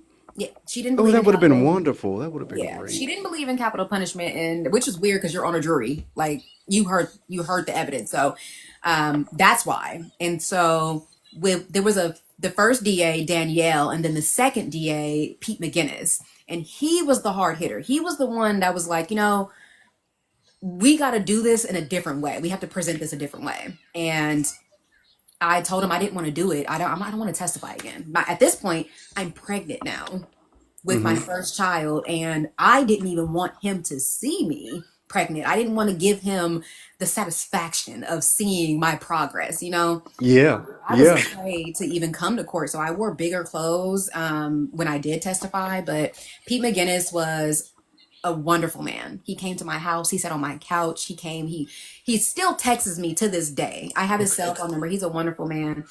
He gave me a lot of courage, and he said, you know, you have to get up there and you have to look that man in the eyes and you have to tell your truth. Come Look on. at the jury and tell them what you went through, and don't hold back. And you know, the first trial, Kelly Bloom, his attorney, I was so taken aback that a woman would be representing him in a case like this. And Right. oh no, it just because clearly public defenders have to defend their clients. Everyone is innocent until proven guilty. I work Mm-hmm. in doing this 13 years. I understand it, but it still just made me feel like I had the ick for her, and I just had an attitude with her during the whole trial. So I was very short with her, very just like short answers, very attitude-ish on the stand. I'm not sure if that is what swayed the jury, but the second time I was very matter of fact. This is what happened to me. This is what he did on this day in this place at this time. This is what happened to me. And so I want to say the jury came back around my birthday in January, and I remember Pete McGinnis calling me and telling me that he was convicted and that this was going to be the sentencing, and I was really happy about that. I was really happy. Yeah. Felt vindicated. Yeah, How many do you know how many years he got? 85. 85. Will he ever, are they consecutive? Is he eligible for parole at some point, or we don't I know? want to say I looked it up a couple of days ago, and it might be like 2046 A that little he's bit. eligible. A little bit. Yeah. Yeah. Now he does, and I hope he never sees the light of day again. 'Cause that's some horrific stuff. But at least justice was served, and you saved many other victims. You know, you have to we have to celebrate that. You know, obviously you went through what you went through, but imagine if he was still out on the loose, how many other people he could have affected in that way. What I must say, I have to commend you because what do we often say in the black church? You don't look like what you've been through. Your Yeah. spirit is not broken. You are a beautiful young lady. You have a flourishing family, and you're happy. You're settled. You're married. You're a paralegal. When I saw that on your page, I'm like, Lord, I hope you don't don't try to sue me. So now that we have been in the valley all night, so let's talk about this a little bit of this Cinderella ending, which I think is so beautiful. Like I say, what God has for you is ultimately for you, and there's nothing that can stop it. You know, obviously we all go through things, but what I understand, even in the things that I went through as a child, is I would not be the person I am had I not gone through what I've gone through. I wouldn't be able to help people in the way that I'm able to help them had I not had the experiences. So although you know, if I had it my way, I would not have gone through those things. I understand that it is part of God's plan, and I think you understand that to a degree as well. So, Miss Jessica, please tell me what number one. I had to ask what inspired you to get into the legal profession. I used to watch Matlock as a child with my grandparents. um, I loved Matlock. I loved seeing him report. I loved seeing him, you know, do these cases. That was my favorite show as a kid. And then it was Law and Order and SVU, and I just had a passion for true crime TV. Um, and I was always a very inquisitive child. I like to break things down just to build them back up, just to see if I can put it back together the way it was. Okay. So when I got older and I thought, well, what do I want to do? I got a job at a law firm. I got an internship at the Berkeley School of Law first. Mhm. And then I got the internship at the ACLU. And then from there, I never looked back. Law has always been something I'm very passionate about. I've worked in personal injury. I've worked in pharmaceutical. I've worked in landlord tenant. I think my favorite one was landlord tenant, just helping people navigate what tenant you have rights as a tenant, and you also have rights as a landlord. Mm-hmm. And Mm-hmm. people need to be educated about that. And so, I don't give people legal advice on TikTok, but if they do message me, I'll let them know like, hey, go in this direction, look for this kind of attorney. Okay. Don't try to get legal advice on TikTok. Well, okay. Can you answer this for me? When did you meet your husband? 2014, I think. So that was what, 2 years after your mom's passing.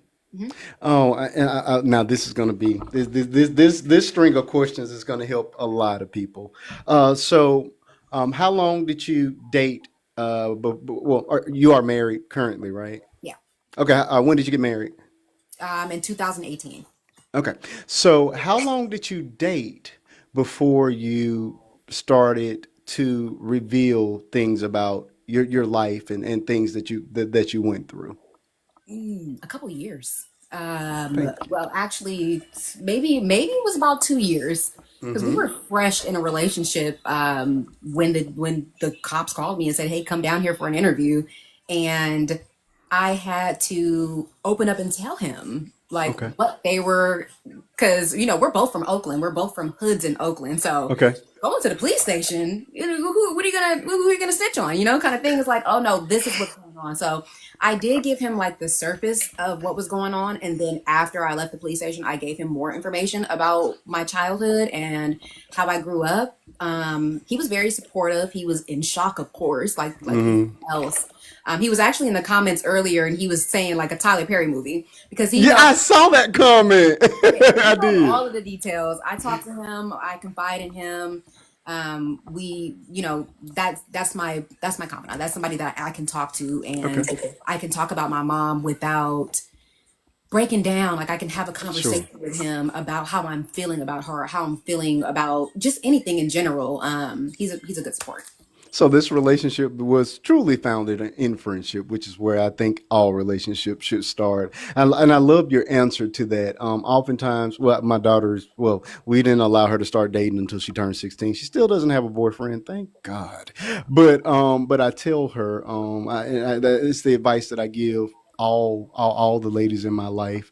Look, you don't give a man a map to your heart, because if you give them a map, they're going to follow that, and if that's not what they are, then you will never know who they are, or once you get to know who they are, it's too late. So what I say, especially for women that have gone through things, it's not that you're keeping secrets, but they don't have to know everything about you. You allow them to show themselves to you, and then when the time arrives, or when they built that trust in you, then you begin to reveal. But I think it's just a fool's game to walk in the door and you dump all this stuff in somebody's lap along with a map where I won't accept a man unless he does XYZ. You know what I mean? So I love that your answer was, hey, we got to know each other, and and he built himself up to be worthy of having the heart in the way that you've given it to him. So I appreciate that And I answer. think one thing was funny was I found my second voice. I found my voice when I left that household, but I found another voice when I met him to stand up for myself. To Hmm. stop being so nice. I'm a very nice person, so if I'm eating a sandwich, I'm gonna buy sandwiches for everybody around me Yeah. because if I'm eating, you should eat too. And he was always just like, you don't have to do that for everybody because they won't do that for you. And, Hmm. you can't, like, people aren't going to be as nice as you. They're not going to follow the path that you're following. They're not going to do what you're doing because you're this person and they're this person. So he would basically tell me, people are taking advantage of you, stop doing that. And they Yeah. were taking advantage of me, and I knew it, and I let them because I was a nice person, and I felt like if I give, then that would make a friend, or that would make them value me. Hmm. He put his foot down and was like, no, stop that. Yeah. Yeah. Yeah, Yeah. stop that. Speak up for yourself. Even with my family, with my brothers, with my dad, speak up for yourself. He helped me find my voice and helped Yeah. me be able to be like, you know what? I'm not doing that. Or no, you're not going to come over my house. Yeah. Or I'm not cooking. Or just even now where I'm like, I'm going no contact. And he's in full support of me. We're family. I'm supporting you. Do what you need to do. Yeah, and I like that. And you sound a lot like me and my wife with regards to. Now we've been together forever. As well, people may not know, we've been together since seventh grade, about to hit 20 years of marriage. But what I will say, even from the very beginning, each of us lacked what the other one had. And when you put us together, we were unstoppable. So, as for me, my temper, not my temper, but my mouth was very sharp. My tongue was extraordinarily sharp. And a lot of that was defense mechanisms. When you have a parent to walk out on you and another parent to pass, you just become, your own warrior. And I got to a point in life where I didn't know how to turn it off. So I was always in fight mode. You know what I mean? So when we got together, she was able to soften me up to a degree. You know what I mean? Now, the tone when I need to use it, I use it, but I use it only when I have to now. You know what I mean? And I give her full credit for that. And just as you, my wife was well, I'm not gonna say you, but sounds like it was a people pleaser. And she just, I want everybody happy, and willing to sacrifice her own happiness to make sure that people around her are happy. And I was one of those, no ma'am, you know what I mean, type people. And exactly. So it took time, but we found a beautiful balance now where she's able to truly stand up, and I just cheer on in the back, because I remember once upon a time where she didn't, she didn't have that ability to stand up 10 toes down on things, you know what I mean? And I had to be her mouthpiece, and I didn't want her to go. I didn't want to be her bulldog the rest of her life. Where people are waiting for her husband to speak for her. No, I want you to be able to do it, and then I come in with reinforcement if necessary. So it's a beautiful He's thing. the nice one. I'm the one people need to worry about. I'm the firecracker. He's the one that's going to be calm and nice and come in, but he can be that if he needs to. But I'm usually that. Oh, okay, yeah, okay. Well, I misread you then. No, Right. I'm the firecracker. Well, that's why our personalities are meshing so well. Right. Combustible. All right, all right. When is your birthday? This is weird. Are you a Gemini by perhaps? Aquarius. That's it. My wife's an Aquarius. Right. That's what it is. That's what it is. Oh, I call those people the kettle people, where you let the water will boil, and then they'll explode. You know what I mean? And when they explode for old and new. It's not. Whereas me, I'm just going to give it to you right then. And hey, what do you want to eat? You know what I mean? So I've been trying. I've worked to get her out of that pressure cooker. I guess pressure cooker is probably a better term for it, but that pressure cooker type deal. Okay. So where did you two meet? We met between friends. He was hanging out with his friends. I was hanging out with some of my friends. She was like, "Let's go, hang out with these guys," and I was like, "Okay, cool." And I noticed him because he was the tallest one out the group. He was about 6'4", and I'm 5 feet, so I saw him first. Yeah. And I at first he was annoying, and I didn't like him because he was very loud and very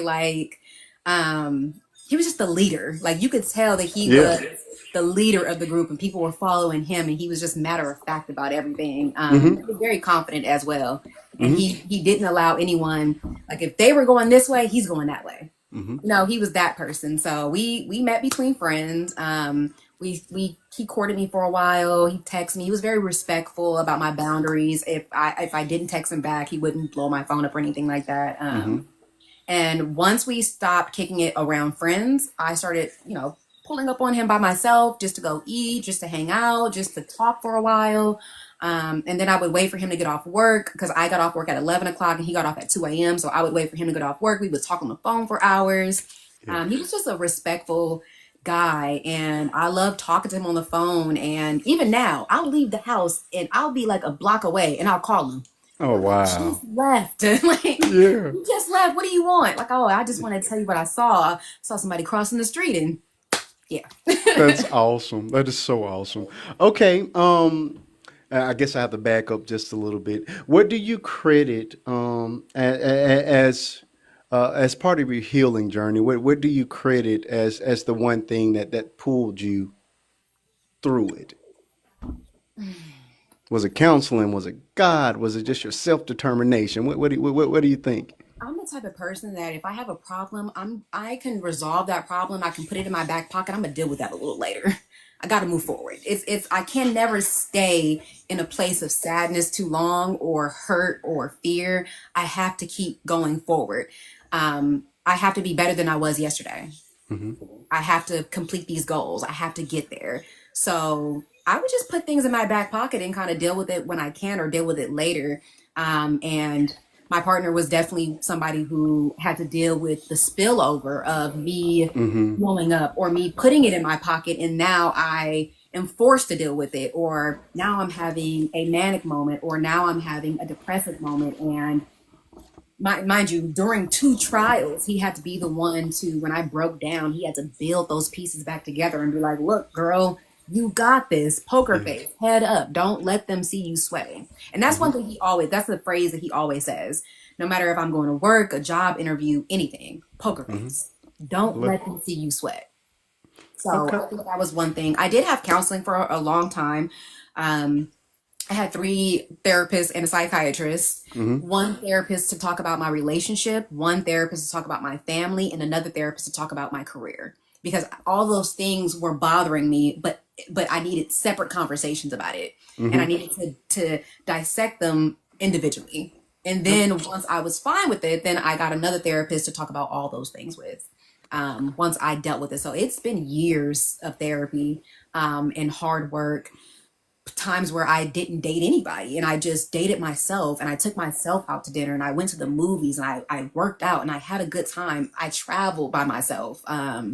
I spent a lot of time in silence with myself because I wanted to be okay with my own voice. I wanted to be okay with the silence, with the voices. And once I did that, the dreams stopped, the bad dreams stopped, the nightmares stopped. The voices stopped. Sometimes you'll stop and think about something and the hurt or the memory will pop up in your head. Those don't happen anymore, not unless I want to deal with that. But once I got therapy and once I started talking about it more, and I told somebody contacted me on Facebook, and they were asking me, how do they start their healing journey? Do they go report first? What do they do? And I said, it's all about what you feel. You need to be able to say it out loud, whether you're in a room by yourself or just in a car. Talk about what happened to yourself. You don't have to talk to anybody else, but you need to be able to be okay by saying it out loud. And then once you say it out loud, then you can repeat it to someone else. But, since I posted my story, I've let every woman that comes into my inbox, little girl, grown woman, older woman, if you want to call me and talk to me on the phone, we can cry it out together. We I can talk love it. about it together. If you want to be on FaceTime while we go to the police station together, if you're in my city, or if I can travel to you, I'll come with you. Like, I want to be community for people, I just love that. like I had people be community for me. I love that. I absolutely love that. Beautiful, beautiful answer. Look, I was trying to end on a good note, but I forgot we haven't covered the portion where you went no contact with your family. So we got to hit that, and then I'll try my best to end on a bright note, and then we'll open up for Q&A. So the one of the last portions of your 11-part series, for people that are just tuning in, this is Miss Jessica. That's her username. Let's talk about Jessica. Please go over there and become her friend. She has a growing page, a growing community, excellent content from what I've seen. I will admit I focus mainly on the areas with regards to her story and what we were going to be interviewing about tonight. But everything that I saw was absolutely great. What I love about people like her is that she's using her platform to continue on in her healing journey and to help others, and that is what I feel that creators should be doing with their accounts. Of course, you can do whatever you want to do, but it warms my heart to see other creators, other like-minded creators that get a significant following and actually do something with it, something that helps not only them but their community and the world at large. And she's absolutely doing that. So please go over there and become part of her TikTok family. I've held her all night for this interview, and we have walked through all of her life thus far. And right now we're getting to the current part. So if you missed it, you missed a wonderful one. I may or may not consider putting this one on my Tube of You page. This one has been such a great one. I may end up reposting it over on the Tube of You page. Same username, Faith and Bishop 2, but don't hold me to it. If the spirit tells me not that you missed it, oh well, then you won't ever see it. but if I move, then if she's okay with it, then I may repost it over there because, like I said, it's just a beautiful conversation, a wonderful testimony, and we see a woman in real time that has triumphed over many adversities in her life. So it is worth celebrating. It's worth acknowledging, and I really wish everybody, would sit down with us and watch this thing. Obviously, we're not Netta and Charles, so you guys like mindless entertainment. Unfortunately, you're not going to get it over here, but that is where we are. So, and close to the end of your 11-part series, you talk about how you have decided to go no contact with your family. So, give us a brief rundown on that and what led to that ultimate decision. Well, when I had kids, just like anyone has kids, the village is excited. But when that child came here, it was like I was begging for them to come by, to see him, to spend time, to pick him up. Um, and that same thing happened with my second child. It was just kind of like, everyone comes around when they're an infant, but then as soon as they start walking and talking and they start doing stuff, it's kind of just like, oh no. So I just always felt like I had to beg, I had to plead. Can you come pick them up, take them to the park, or can you give me a break? Mind you, my dad has only had the boys twice. My oldest brother did help me a lot with my first child. For the first, had to go back to work when I was 3 months, when he was 3 months. Mm-hmm. So my brother did watch him for a good amount of months for free. I mean, you didn't have anything to do in the morning time. So I would drop him off. He would stay there for about maybe 45 minutes to an hour. His father would come get him. And because we had schedules where that hour, nobody would be with the baby. So my brother was with him. So it was just a lot of me begging, birthday parties. Can you guys come by? Don't have to bring anything. You don't have to bring your presents because that's more important than a gift. They're going to remember you being here. They're going to remember what you bought them. Correct. Just me begging for that. I just decided that my kids don't deserve that. Mm-hmm. They don't deserve that. My dad has multiple grandchildren where he goes, he picks them up, takes them on vacations, he buys them things, aquarium. He literally bypasses me with these grandkids when you have grandkids in my household. And recently, the last time I saw my dad was maybe December of 2024. Mm-hmm. The only reason he came by was because my brother was here. Mm-hmm. I cook like my mother. No one cooks like my mom. My mom paid attention to what my grandmother and grandfather was doing in the kitchen, and she passed that down to me. So I cook. Like I can cook a whole Thanksgiving meal by myself. Same. So they come by and they eat and they take food with them, and I'm more than happy to cook for everyone. I love it. But he only came by because he wanted to eat and he wanted to see my brother. My brother left in January. He's in the Air Force. Mm-hmm. He didn't tell me. He didn't tell me until like a month later, and I had to text him and like, oh, like, what are you doing? I'm going to stop by. And he's like, oh, I'm out of the country. Oh, out of the country? Okay. When he came back in June, he didn't say anything. He decided to text me and say, oh, don't be mad. Me, dad, and the girls went to brunch. Uh-huh. You bypassed me again? Mm-hmm. Okay. I'm like, why didn't you guys invite me? I have a job. I have kids. I wanted to go to brunch. I have my own car. You guys, I could have drove myself. You guys, like, what? I was very confused by that. And I just felt like you didn't even have to tell me that because none of you guys post on social media. Mm-hmm. They're not content creators. They don't post every day. They're very Mm-hmm. private people. So I would not have known that they went to brunch that day unless he had said something. And so I text my dad. I'm like, hey, why did you bypass me to go to lunch? And he disregarded my question and was just like, hey, Jessica. And I blocked him. I blocked him right then and there because I asked you a question. I already said hi. I was very respectful. I'm very respectful to my father and elders. I texted him. I was very clear and direct about what I was questioning him about or what I had an issue with. And he disregarded that and was just like, hi, Jessica. And that's my issue. Every time I try to have a conversation with him and I articulate how I'm feeling in an adult manner, he always skips over that. So I decided I'm not even going to have a conversation with you because you're not going to gaslight me. You're not going to make me feel like I'm being disrespectful to you. You're not going to make me feel like I did something wrong. I've always advocated for myself in a relationship with you. And it just feels like as I got older, we drifted further, and not from me, but from him. And I get it. I'm not your daughter. Like I get it, I'm not your daughter. And you have daughters because he has 3 daughters and 2 boys or 3 boys. Except for the one in jail. He counts as one. So I just kind of felt like after that, I don't have anything else to say to you. You don't want to have a conversation about the past. You don't want to have a conversation about the present. I'm gonna move on. And I cut off all of them. My two older brothers and my dad and my two sisters. Just because I don't want any more contact. I don't want to have to beg for family. I don't want to have to beg for community. I don't have to do that. I have a family that loves me. My household loves me. Yeah. Like I go to work, I come home, I love to cook, I love to see my kids. I love when they run up to me. Like they see me every day, but they still run up to me, "Mommy." I love that. That's heartwarming for me. Yeah. I don't want them to get to experience my kids and Uh-huh. you guys are neglecting them. You only want Mm-hmm. to come by when you want to come by. You want to buy Mm-hmm. gifts. Even when my dad buys gifts, he buys clothes that my kids still can't fit.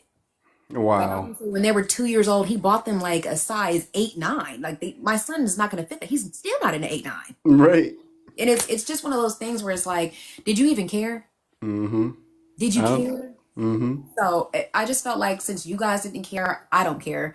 Um, and so I went no contact. I didn't even tell any of them. I just blocked them all. I did tell my older brother, who's 18 months apart from me, I did tell him. We got into an argument in TikTok messages. We exchanged some things. He reported my page. He reported my messages. Oh. TikTok shut my page down. They shut my messages down for 2 weeks. I couldn't message anybody. And I just thought to myself, you're a hater. Mm-hmm. Like we live 4 minutes away from each other. There's no. 4 minutes. I can walk to his house. Mm-hmm. And we don't see each other. You don't come by. You work down the street from me. You don't come by. You bypass me. You drive to your girlfriend. Yeah.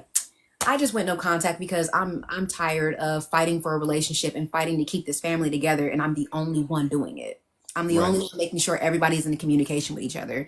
And since my little brother died a couple years ago, I just felt like there's nothing else that I don't have a relationship with you guys. I don't want anything else from you guys. Like I don't want family. I have my family. So going no contact was more for me and my kids than it was him being my father or not my father.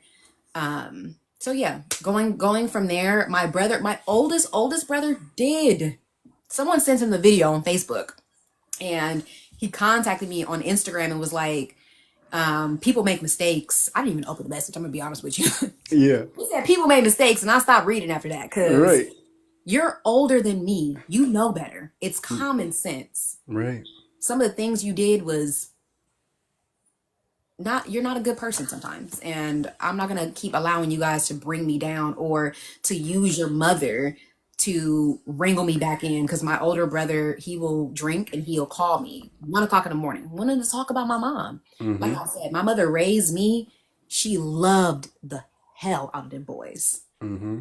They felt it when she passed away. It was like they were toddlers still. They were babies. They were kids. They were adults. They were Mm-hmm. adults. The only person who was a child was my little brother.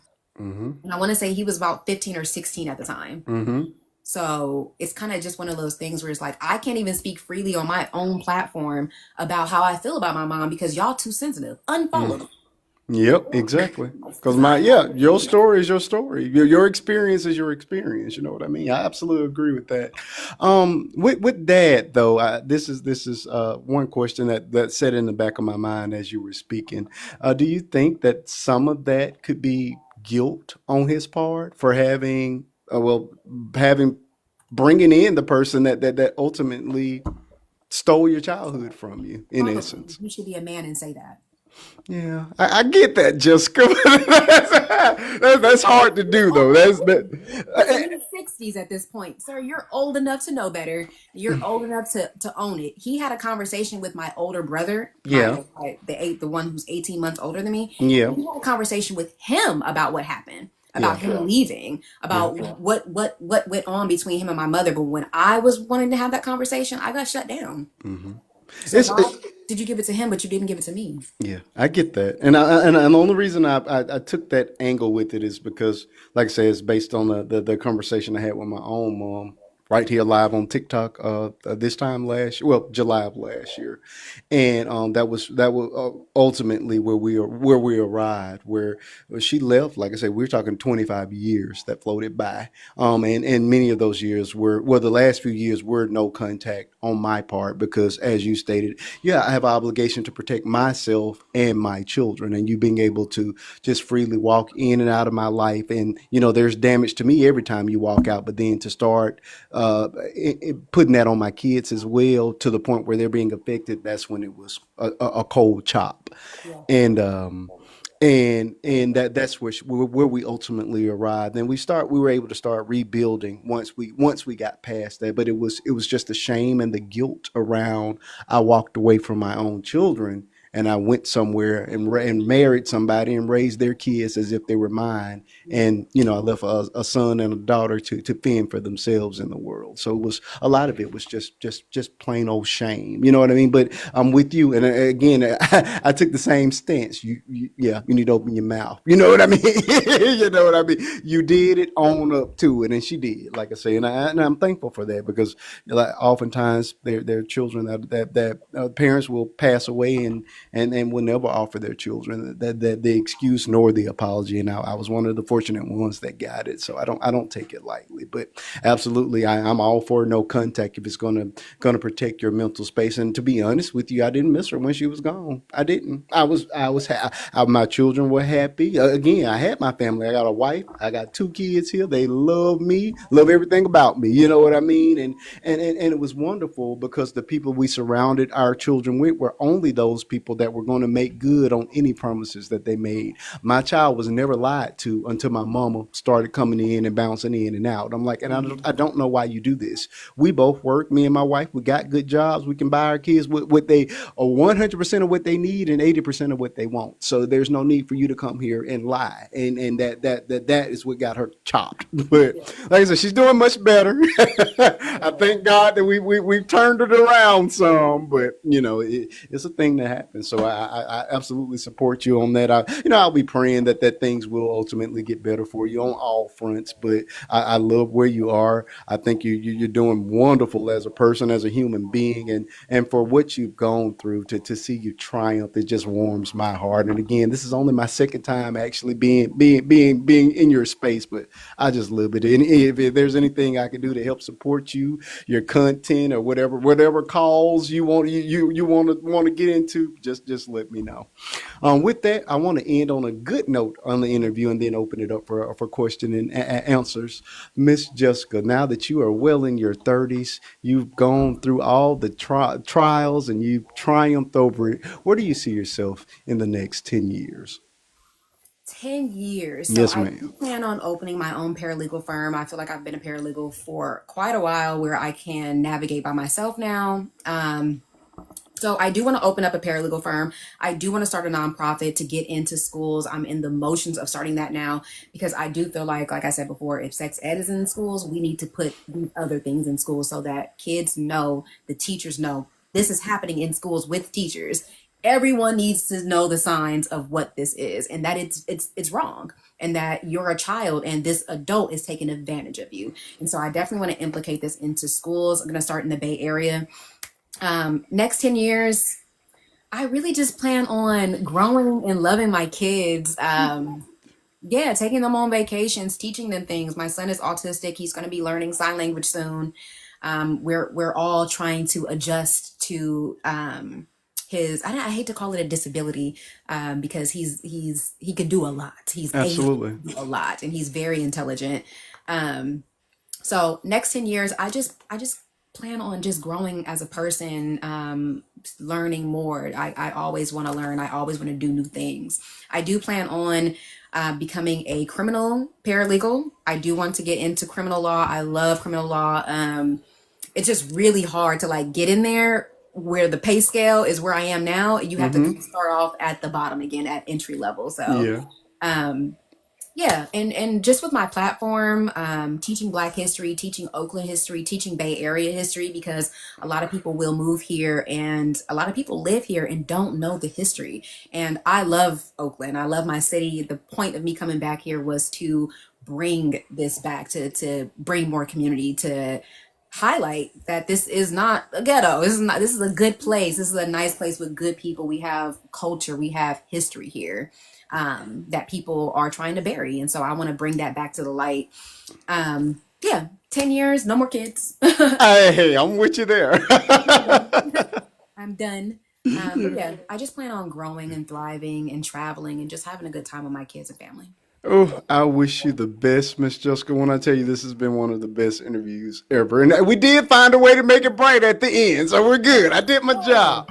If you're still comfortable, I do want to open it up for question and answer. It's totally up to you. You're okay with it? Okay, cool. All right, we're gonna go ahead and take another break because you guys have not been tapping like I told you to. So let's tap this thing on up to the 75K mark. My moderators, one of you can go ahead and turn the comments back on. And we will start inviting you all up. Please keep your comments and questions respectful. We will throw you all out of this room gladly. You will not disrespect my special guest. Matter of fact, we don't do that here, period. There are only a few rules on each and every Friday. Again, this is just a very special show. On my normal Fridays, there's absolutely no cursing in the boxes or on the panel. Again, you're free to attack people's points of view, their thoughts, their ideology, but never them as a person. And in this case, none of that is going to apply because this is Jessica's story. So you're not you're not going to disrespect her in any way. So please feel free to ask your questions, but make sure that you're being respectful in doing so, or you will be automatically dropped and blocked because we don't come here to do that kind of crap. Africa is in the room. That is my main moderator, and she absolutely loves to throw people out. So let's tap this thing on up to the 75K mark. Giving Miss Jessica one more final break before we roll into Q&A, and then once we conclude Q&A, we'll be done for tonight. You can come back on Sunday. Any of the new people and my regular subscribers, for subscriber only Sunday, where we will handle what would have been my regular show. But every now and then, I'm blessed to have a wonderful special guest for a sit down interview that, like I say, it always warms my heart, and it always gives me information that I leave with more than I came with. You know what I mean? And this is no exception. This has just been an absolute wonderful. Oh God. T. Marie's in the building. That is my other moderator. She will, y'all are in trouble. I warned y'all. Warning comes before destruction. She doesn't mind throwing you all out either. So yeah, you're in good hands tonight, Jessica. I got the main two snipers in the three. There's TT. 3 snipers in the building. You guys are not going to stand a chance trying to troll. So just don't even bother. If you're coming up here, you best be respectful. You know what I mean? We do have a couple people that are already waiting. We're just trying to get to the 75K mark before we invite you up. The only other thing with regards to coming into the boxes to ask your questions is you do have to be one of my TikTok friends. So I only let my family up. If you're not part of my family, hit that button, become part of my family, and then you'll be invited up. Let's try not to ask 50 questions because we'll be here all night. So 1 or 2 is good. Once you get an answer, and then we'll drop you down and invite the next one up. I'm not gonna open up a ton of boxes. We'll just do one box leave this one box up and let you all come in one at a time so that we can make sure that we're protecting Miss Jessica throughout the duration of this show. All right, with that, we're just gonna pause. I guess I can go get me some water or something because I'm thirsty and my heartburn is set in. I had chicken tonight. I'm getting old. I can't even eat chicken anymore. Getting old sucks. All right, my one guest at a time. Okay, this is my main moderator, Miss Africa. So, Okay, I'm not gonna stay up in the box with any sure. questions. I want y'all to know it's only one box, and you only have 3 minutes in the box. We're gonna rotate these quick. I had a chance to speak to Jessica via messages for a few times. She do need to be off by a certain time.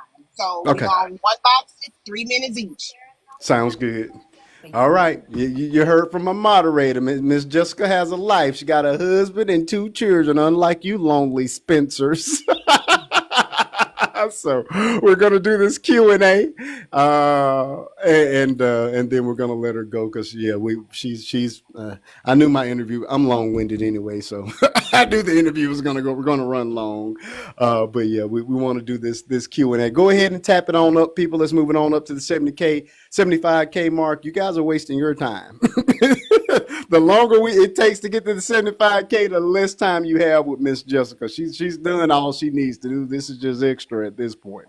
Sunset Salt and is Pepper, I just want to say hi. She is always in my comments. She's always supporting me and sharing my comment. I just want to say hi, Salt and Pepper. I really appreciate you. oh I hello love Miss seeing my Salt. comments. Hello, Miss Salt and Pepper. I appreciate you being here tonight.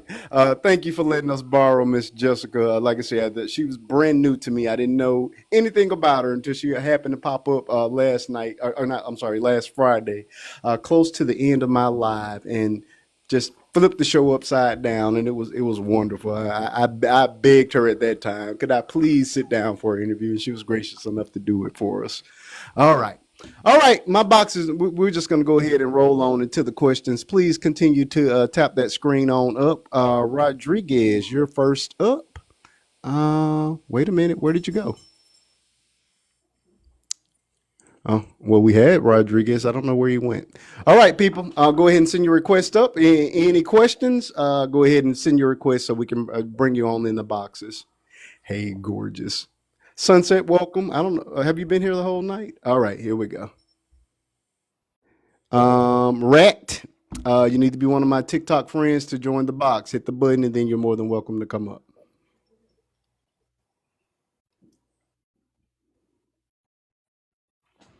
This looks like a child. Oh, Lord, we ain't got time. If you're under 18, you should not be in the boxes. Rat, how you doing tonight? Rat, going once, going twice, going back to the comments. Oh, you just got off work at Sunset. All right, people, come on up with your questions. Sunset doesn't have, Sunset. Jessica does not have all night. Do we have, please go ahead and send your requests. You guys were requesting the entire time we were talking, and now that is your time. All right. Come on. Go ahead, Miss Africa. Hey, I don't have any questions. I just want to tell her I commend you for where you are in life and everything that you're trying to do positive. Um, I just commend you for it, and I thank you for coming and talk about your story where only you can tell your story better than anyone else. And keep pushing, keep doing all the good things that you're doing. Keep trying to get with kids and into the schools to talk to them, because it's a lot of kids that are going through this that don't know how to go and talk to anybody, don't know how to say what's happening to them. So I commend you, and my prayers are that you're able to get all your nonprofits together.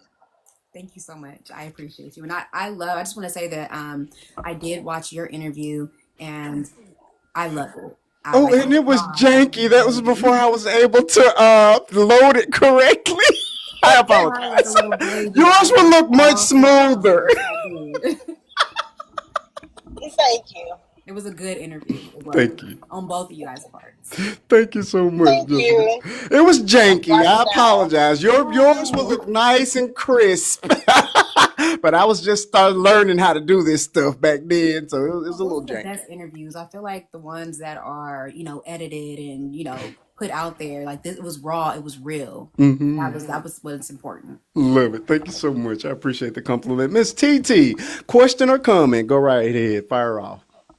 I thought I would come up to just ask the hard one first while people decide if they want to come ask another question. Mm-hmm. So, I have a little janky interview on the tube of you. But you know what? I don't even know what my name was back then. It could have been anything. I'll have to go back and find it. Right. No, y'all don't have to go look for it. Don't worry about it. Don't worry about Oh, it was very janky. It was at the beginning. I didn't know what I was doing. And you know what? I was thinking about it, Jessica, when you were talking, because the interview that I did with Marquise was on the end of the therapeutic side of working with children that were in the system that were severely abused, neglected, and SA survivor or victims at the time, 3 to 13 years old. So I came from that perspective. What I don't do on here is talk about being a survivor because I never want to take. Yeah, I know. I never want to take the light off of the children. My focus has always been to advocate for the children, in any capacity. So I never speak about that, and it's not because I'm ashamed, embarrassed, or don't want to come out with it, but I healed and I moved forward. Even when I got into that position, I never related my history as a child to what I was doing with those children because I needed there to be a disconnect. You know what I mean? Yeah. I didn't want to try to heal while I was helping them heal.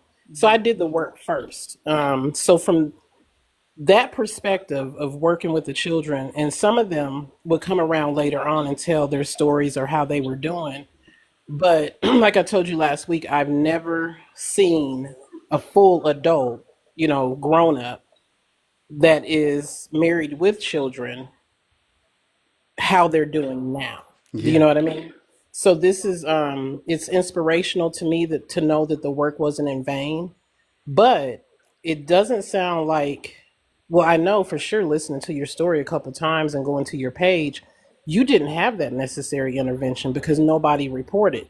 It sounds like you didn't have people that were stepping in saying there's a possibility that this or that is going on, right? Right. And so when you start to do the work in the schools, that's part of that intervention that we need in this country that doesn't happen a lot in every state. So like I told you, I will definitely be here in Colorado. We are all about children, the funding. I know some people that know how to get that done. So I want to extend myself. That was long. This will be short. Marquise came to the end of it and said, this is the Cinderella part, right? This is the part of your life that came full circle. God is blessing, you're healed, you're moving into a place to help others. What would you say to the people, the children that are now adults, where there was no Cinderella? There was Mm-hmm. no happy ending.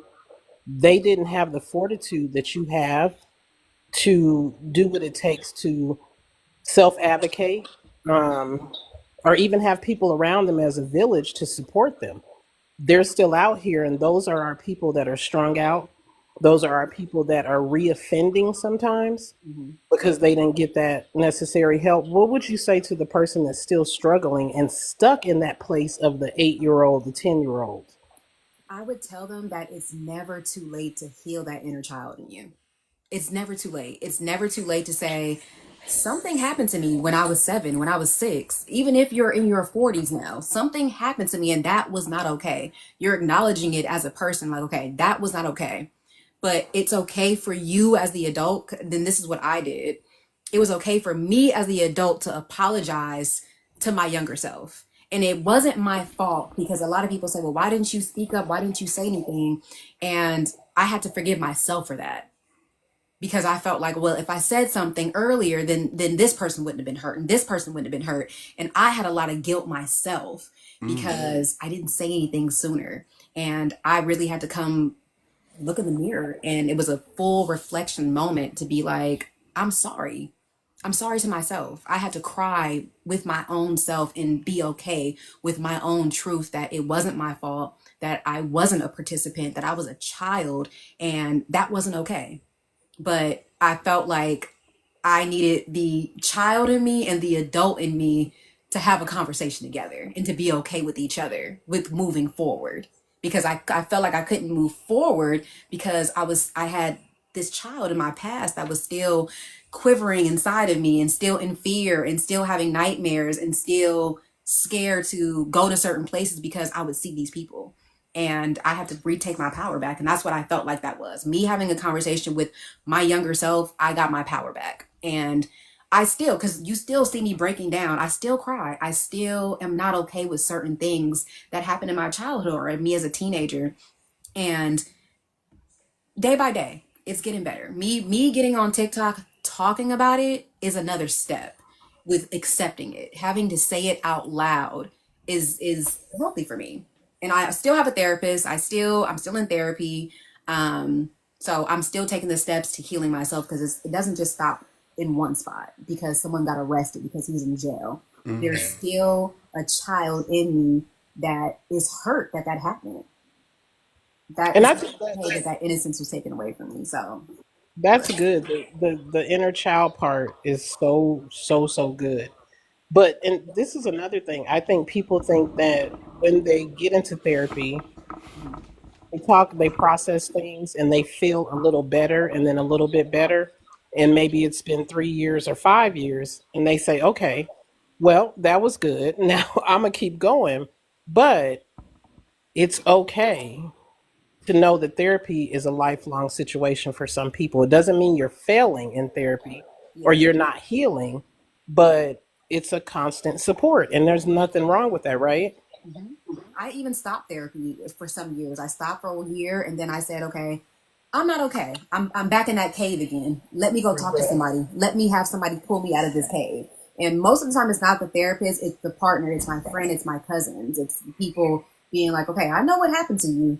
Don't let that overpower you. You're more powerful than what happened to you. So I try to tell myself that. I write motivational things on my boards back here sometimes, so that I can just remind myself that you're somebody. Keep going. Don't look back there.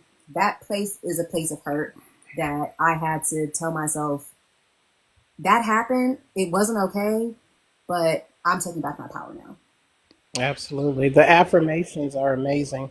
Okay, well, thank you. I thought asked 2 or 3 or 4 or 5 questions, but I love it. It was good, okay. TT. You did good. You did good. You did good. And I'm learning new stuff about you, Miss TT. Ain't that something?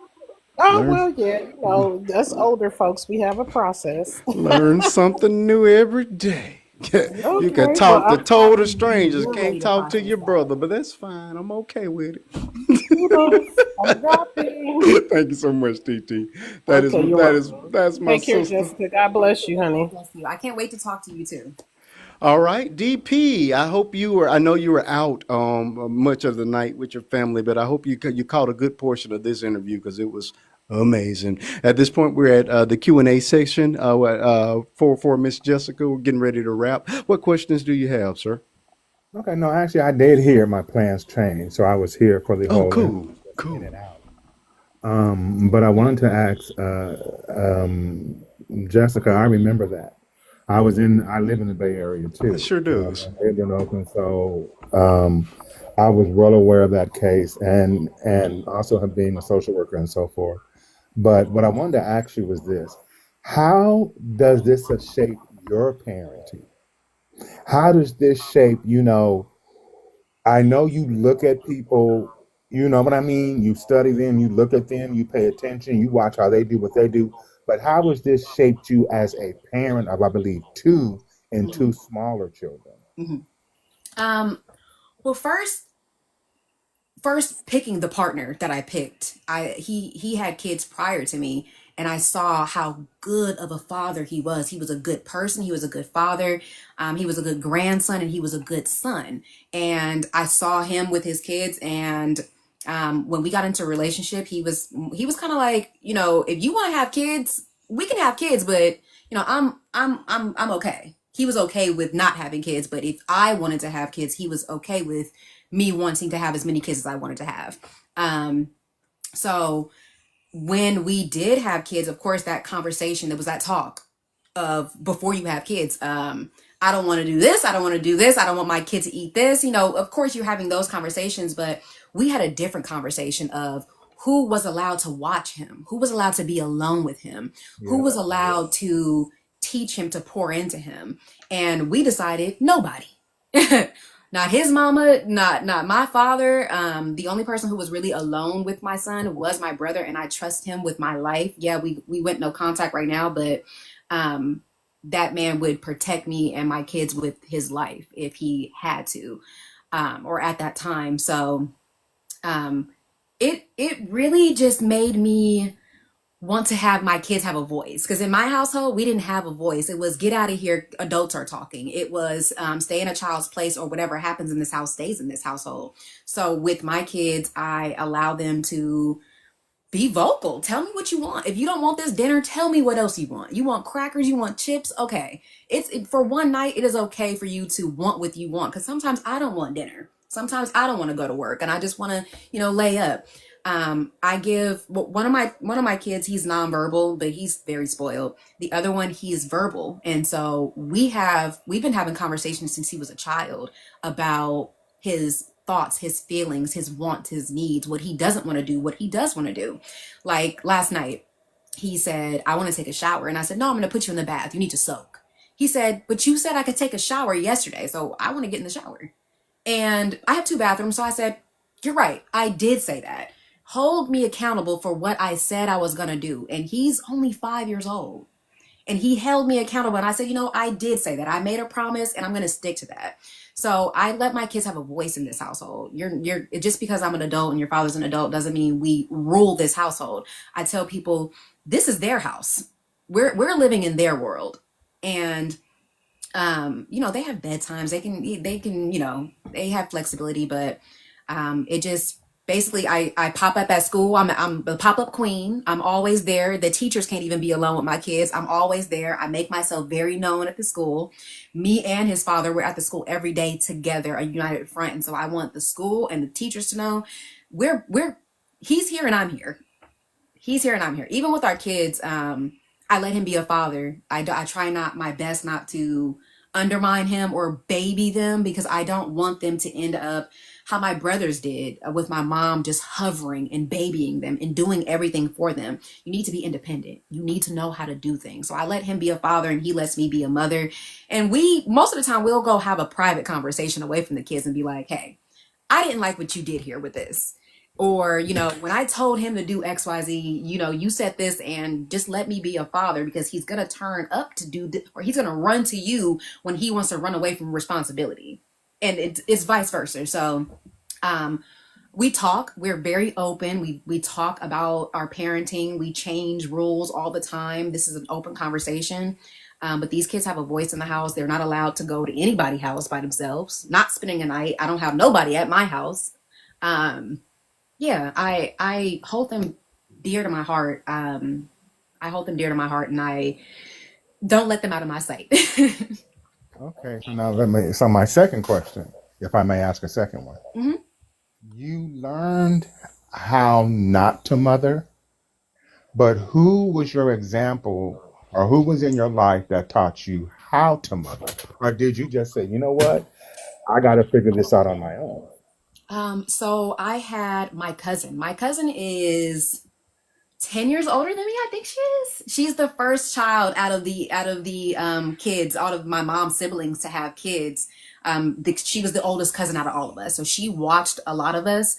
So and she has 6 kids. So when she started having kids, I noticed the mother that she was. All of her kids, she has 6 kids, 4 of them are autistic.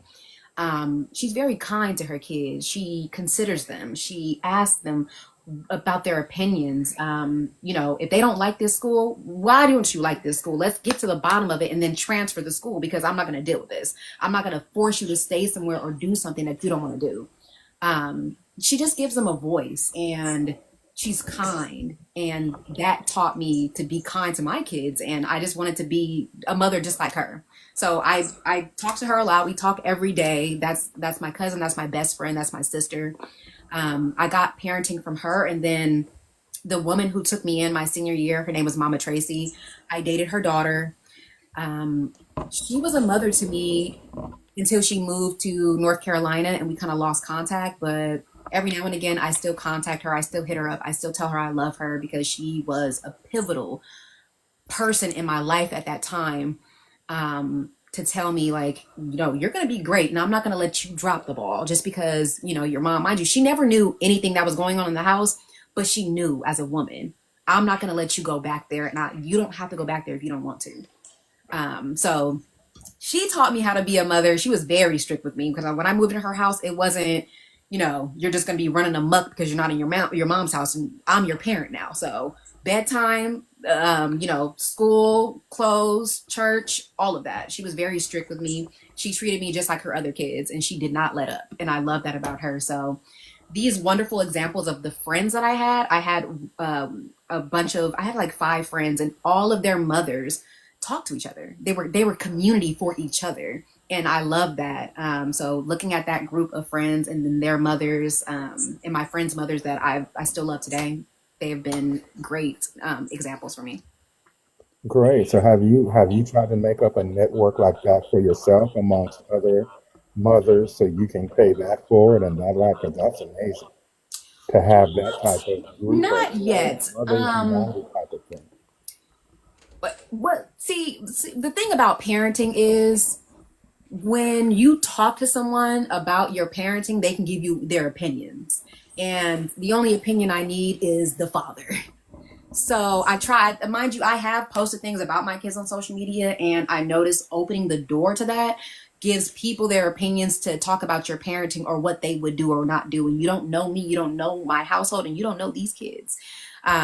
So I have not created a community like that because I do feel like parenting is for the parent. And I have joined like groups, like mom groups before, and I just noticed the cattiness in there and people kind of like having side conversations about your parenting or things like that. So I let mothers be mothers and fathers and mind my business. Well, very good. Well, thank you so much for sharing your story. Thank you. Thank you so much for being a survivor and then a voice, not only for yourself, but for other survivors. I appreciate you so much. My Oakland brother. Right, right. It's small world. They say it's a small world. It's definitely a small world. Oh, oh my gosh. Latonya, are you just getting here? The show is just about over, my friend. TT, what are you doing? Are you tapping or you got yet another question? Who, me? Yeah, you just asked to come back. Oh, I know. On purpose. Jessica. Okay. Jessica, my little brother here wants me to. I'm popping off that chair. There's Did you say Vern. you Go have a ahead. child that is verbal and one that's nonverbal? So both of them are on the spectrum. No. My youngest, who is 5, is not on the spectrum. He does have a speech impediment that he's getting speech Okay. therapy for, but he's not on the spectrum. And then my oldest is, I don't want to say he's nonverbal because he 50 or 60 words, he talk when he want to talk. Hmm. Right. When he chooses who he wants to talk to. So one verbal, one nonverbal. Okay. Okay. So my son is high functioning on the spectrum, Hmm. but I wanted to be clear, and I get tired of typing in this comment. Yeah, So my son. It's funny because he got diagnosed a few years ago, and I'm not really sure where he is on the spectrum, but I would say he's high on the spectrum. He just doesn't have speech. He can use the bathroom by himself. He can get dressed. He cleans up. He told his teacher a couple days ago, "You left the balls." Well, he didn't say, but he said, "But ball." Like, you leaving the balls on the yard. Go get the balls. Like, he loves to clean up. He's a very clean boy. He likes to do his laundry. He likes to do dishes. He loves to cook. He loves to bake. He loves baking videos. He can work an iPad better than me. yeah, So, that's a lot of our kids, right, that are high functioning on the spectrum, and it's just I think it helps with the diagnosis. It doesn't hinder. It's not a label, but it helps them to get the support that they need. But I just wanted to be clear on that. But we'll chat about that because oh yeah. Marquise gonna start looking at me crazy. I'm off topic, but I All the wanted way off top. The subject says Survivor, the Jessica story. That's what we want to stick tonight. See what I'm talking about, TT? We're not going there. so AK that translation. He supports the community of the autism children. Goodbye, y'all. See, But yeah, moderators just don't even want to follow the rules. It makes sense. DP, it looks like you wanted to come back for a sec. All right, folks, we're not. If you guys are running out of questions, then I must have done a pretty good job in the interview. You guys don't have anything else to add. I did my job. All right, I'm gonna give you guys just a couple more minutes, and then we're gonna wrap like I wrap each and every one of my shows. Unfortunately, this will be the only person that will give their final thoughts. I won't invite anybody else up for it. Miss Jessica, once again, okay. Look, I'm gonna give you guys 1 minute. Any more questions before I get ready to do this close? Okay, 30 seconds. If that button doesn't light up in 30 seconds, we're closing this thing on out so Miss Jessica can get back to her husband and her 2 children. And you lonely Spencers can find you another room to get in. Oh no. All right. Latonya, how you doing tonight? I just came in to say hi. I had a long day. I ain't gonna stay. I went to a revival after work. Okay. That's why I was not here, sir. Well, praise the Lord. Hallelujah. Well, you missed a Okay. wonderful interview with Miss Jessica up here. She told her I'm so story. sorry. Nice to meet you, Miss Jessica. Uh-huh. You But gonna have the Lord come first. okay. Well, thank you, Jesus. Hallelujah. So I just wanted to come up and say hi and Uh, let you, say good night. And I'm sorry I missed your show, I hope you had a wonderful but time at church. Look. but the Lord comes first. Look, ain't nobody challenging you on Jesus. I'm a Christian too. I know that. I'm just saying thank you for letting me come up to say hi Oh, and bye. goodbye, Lord Now Jesus. drop me. These people, these people. All right, folks. So it looks like we are all done with the Q&A session. So we're going to get ready to close this interview out. I want to once again thank you again, Miss. I'm from the bottom of my heart. I absolutely mean it, Miss Jessica. You have been wonderful tonight. You have an amazing spirit and just a beautiful soul. And it was just awesome to be able to sit with you one-on-one and connect in this way where you're able to walk us through the peaks and the valleys of your life, and for you to be able to speak with such of authority and power, and to be able to affect people in ways that you will never imagine. Again, we got 40 people that are still sitting here, but imagine the numbers of people that are sitting in the hall. I have lots of people that love to sit in the hall and ghost watch.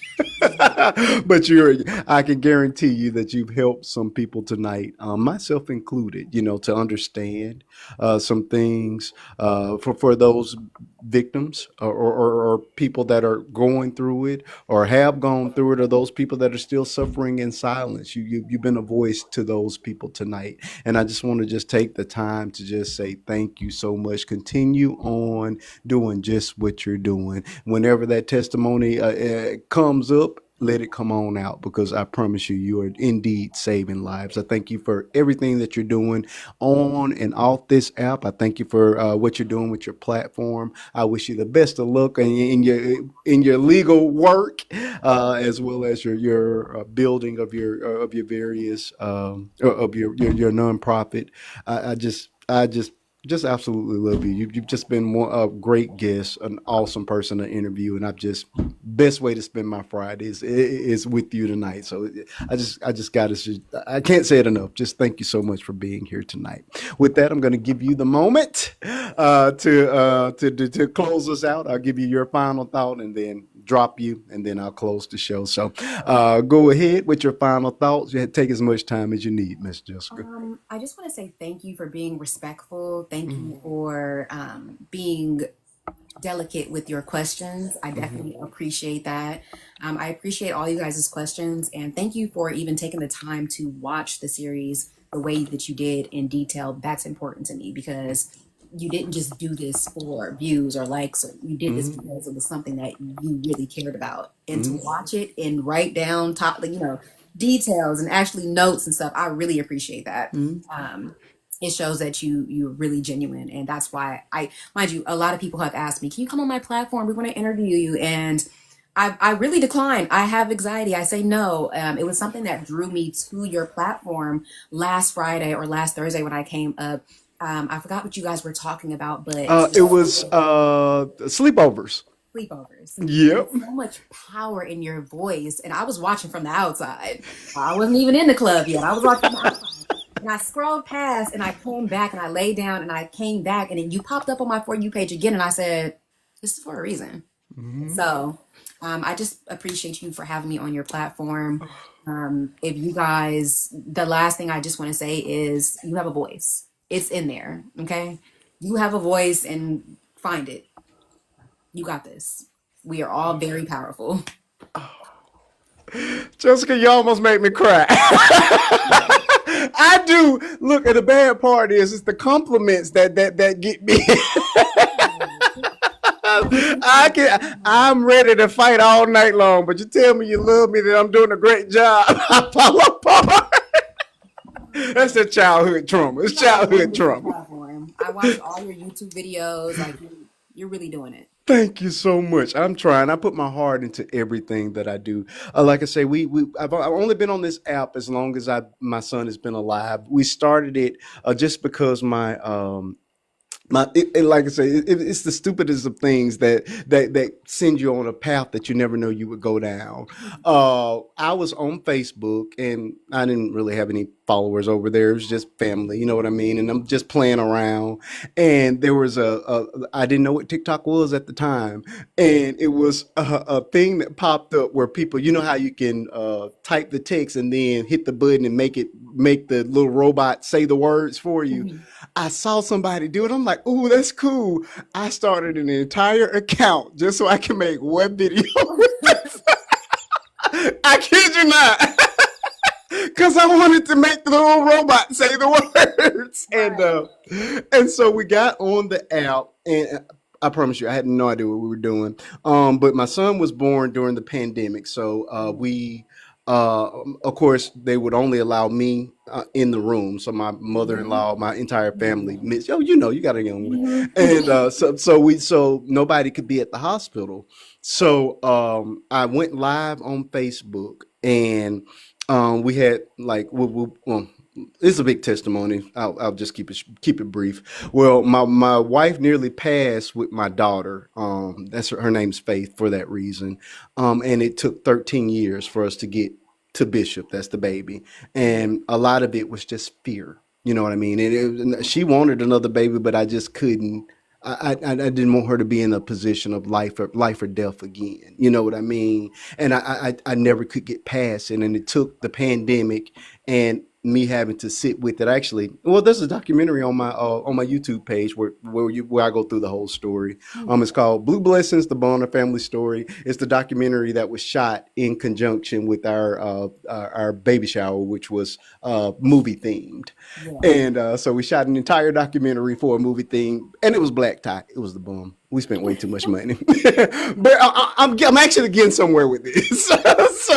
So we had a black tie movie themed baby shower where we showed the documentary to our guests, and when Bishop was born, I said, okay, well, we had a black tie baby shower, so my baby need to be in black tie when he come home. We went and got him a tuxedo, and it's on my page. It was Boss baby. Oh my God. yeah, exactly. And people didn't know if he was a doll or what. It was a real baby, but he was 48 hours old. I put red carpet out in front of the house, and Yeah. we went live on Facebook. It was House of Prayer playing in my car as I'm pulling him out of the car and walking him in his tuxedo on his red carpet. Wow. And so I ripped like 20 seconds of that and just put it on TikTok, and it became our very first viral moment. And it was at that time we had 100 followers maybe, and it got like 1.5 million views of that one little 23. And again, I didn't know what I was doing. I didn't even know how to add sounds to videos. That's how green I was at the time. But what I loved about it was that was the first time people got to see us, and it was a beautiful reflection of family. You saw a whole complete family. You saw a father, a mother, a daughter, and a son. You know what I mean? I was like, if this is the way that I have that the world will get to know me, then that is what I want to represent in everything that I do. Of course, we do silly stuff. I run the gambit with regards to content, but the core of it is always family, the black family, the whole family. And once the following, and I don't like to call people followers, once my TikTok family began to grow, that is the direction that I headed down. So topics like this, I always stop and cover and handle as much as I can, because these are things that are happening to our community, and things that we hide and that we don't talk about, and that we keep under the covers, or under the, sweep under the rug. So my platform exists solely to entertain, educate, and enlighten. And I want you to feel one of those three things in each and every video. So sometimes you're going to click and see me and my daughter, and you're going to fall out laughing. Other times it's going to be think pieces. Other times it's going to be something that's going to bring tears to your eyes. I feel like every time you hit that button, it needs to be with power and with purpose. And I see that in your content as well. So I just want you to keep on doing what you're doing. So that was the big spiel for that. But yeah, so I love it here. It's funny because of what happened to me, because the trial was so public and these articles were so public, I hid in this little corner. And my partner one day, it was a Shanquilla Robinson, you know her case. She was the woman who went to Cabo, Mexico with her friends, and she ended up unalived. And the Cabo Six, do a little bit of research on it. I will. He saw that case, and he said there were so many people with misinformation and just talking about that case. He said, you could do that. Get on TikTok, post a video. You could do that. And I told him, I said, what? No, nobody's gonna like me. And that was 2 to 3 years ago. I was almost 2 years ago, and I have 120,000 followers on TikTok. I have family, I have community, I have people who check on me. I have people I check on. If I don't see them post, I go check on them. I'm like, hey girl, where you at? So I just appreciate him for seeing the light in me, for seeing the future in me, for seeing that I had a voice, and he knew I knew what to do with that. Yeah. And I appreciate him for that. You're doing a wonderful job. Like I say, I when you came last Friday, and when you agreed to take the interview, I was like, this is just absolutely meant to be, because the stars just don't align in that way. You know what I mean?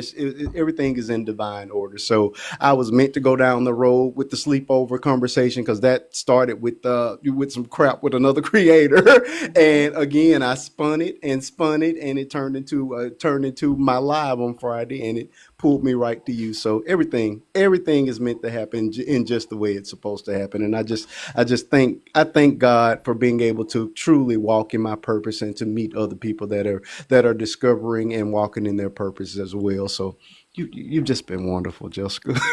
Just keep doing what you're doing. That's all I can say to you. You're awesome.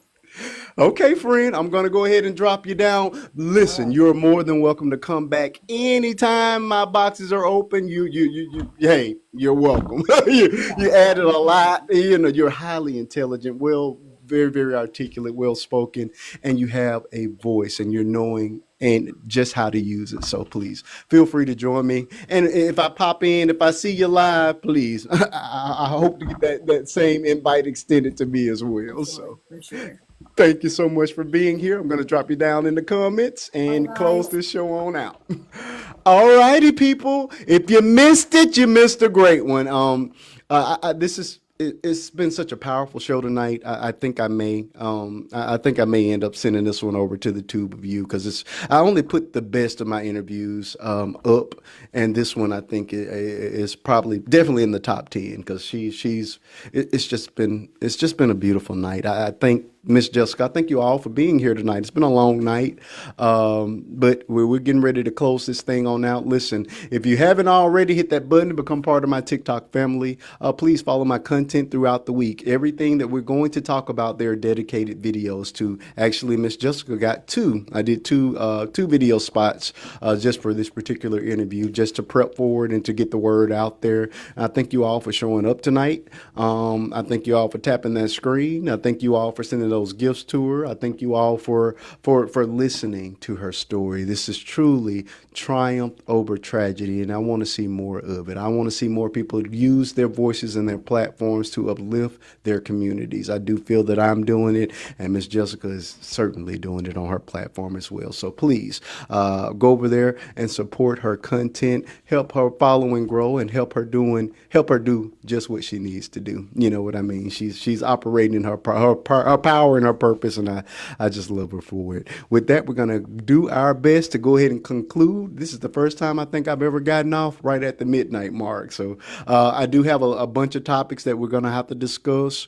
but we'll save all of that for Sunday's show. I do have one update. Lily was supposed to give it, but we had to go ahead and jump into the conversation. We have been following USPS girl, Miss Jennifer. Why do I always want to call her Jennifer Lewis? Miss Jennifer Adams, who I interviewed twice. It's over on my Tuba View channel. I'm happy to finally announce that she did go back to court. I think it was yesterday, and she was able to get her children back. So both her girls are back with her. Thank you so much for the compliment. This was a great interview. But yes, she got both of her babies back. So we're gonna celebrate that. Again, I'll give you guys a little bit more detail on that on Sunday. But I didn't want to take away from Jessica's story, so I just saved it for the end. Again, we got to talk about Mr. Kirk getting blown away. That's coming up on Sunday. And I don't know if you guys know or not, I covered the story with the woman who got blown away at her child's school. The girl in Chicago, the name is escaping me right now. Holly Johnson is the unaliver. It was Holly Johnson, the baby daddy, and Ramika Meeks. So I covered that story early this week. I got online right before this show and found out that they let Holly Johnson out of jail. Holly Johnson is out of jail and did not get any charges. So again, all of that is going to roll into Sunday's show. A lot of that would have been part of tonight's show, but God saw fit for us to have something that was even more special and something that was more powerful. So I move over and let that be. And again, we'll just roll that over onto Sunday's show.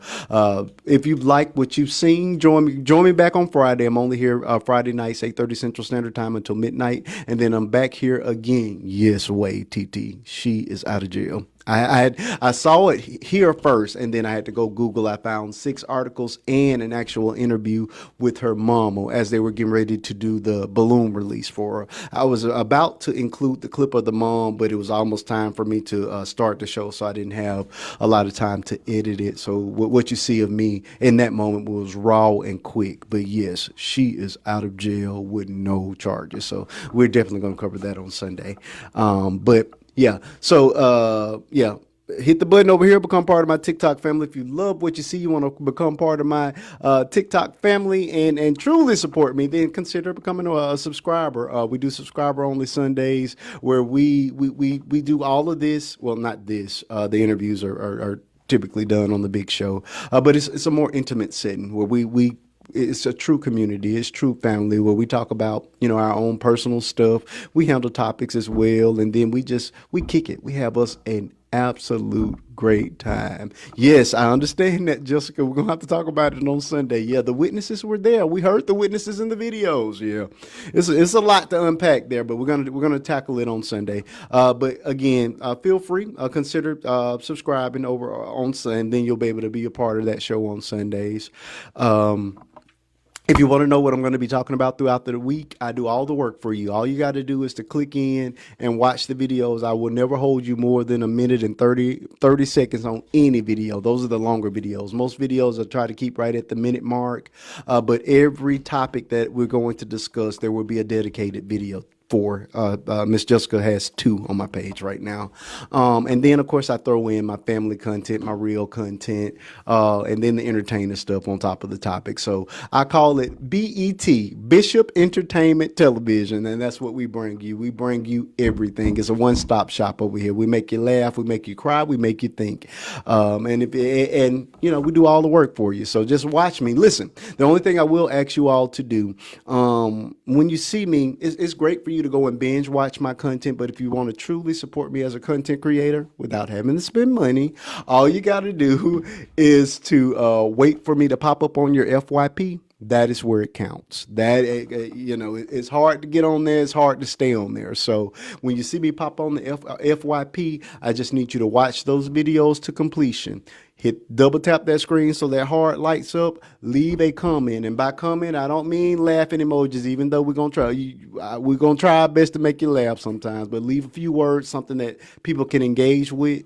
And most importantly, if it makes you laugh, makes you cry, if it makes you think, all you do is hit that repost button, and it does wonders for my account. It does it's like the greatest compliment you can give a creator is to love something that they've done enough to share it with other people. So hit that repost button if you like what you see. With that, I'm going to conclude this show. Once again, thank you so much, Miss Jessica. I love you. Wishing you and your family the best in all that you do. I thank my moderators for being here tonight. T Marie, Miss Africa, you all did a wonderful job keeping the comments under control and keeping this show running smoothly so I could do what I can do. So thank you all for everything you do. I can't do this show without you all. With that, I love you all with the love of God, and I will see my subscribers on Sunday for Subscriber Only Sunday. Have a good, blessed weekend. Love on somebody.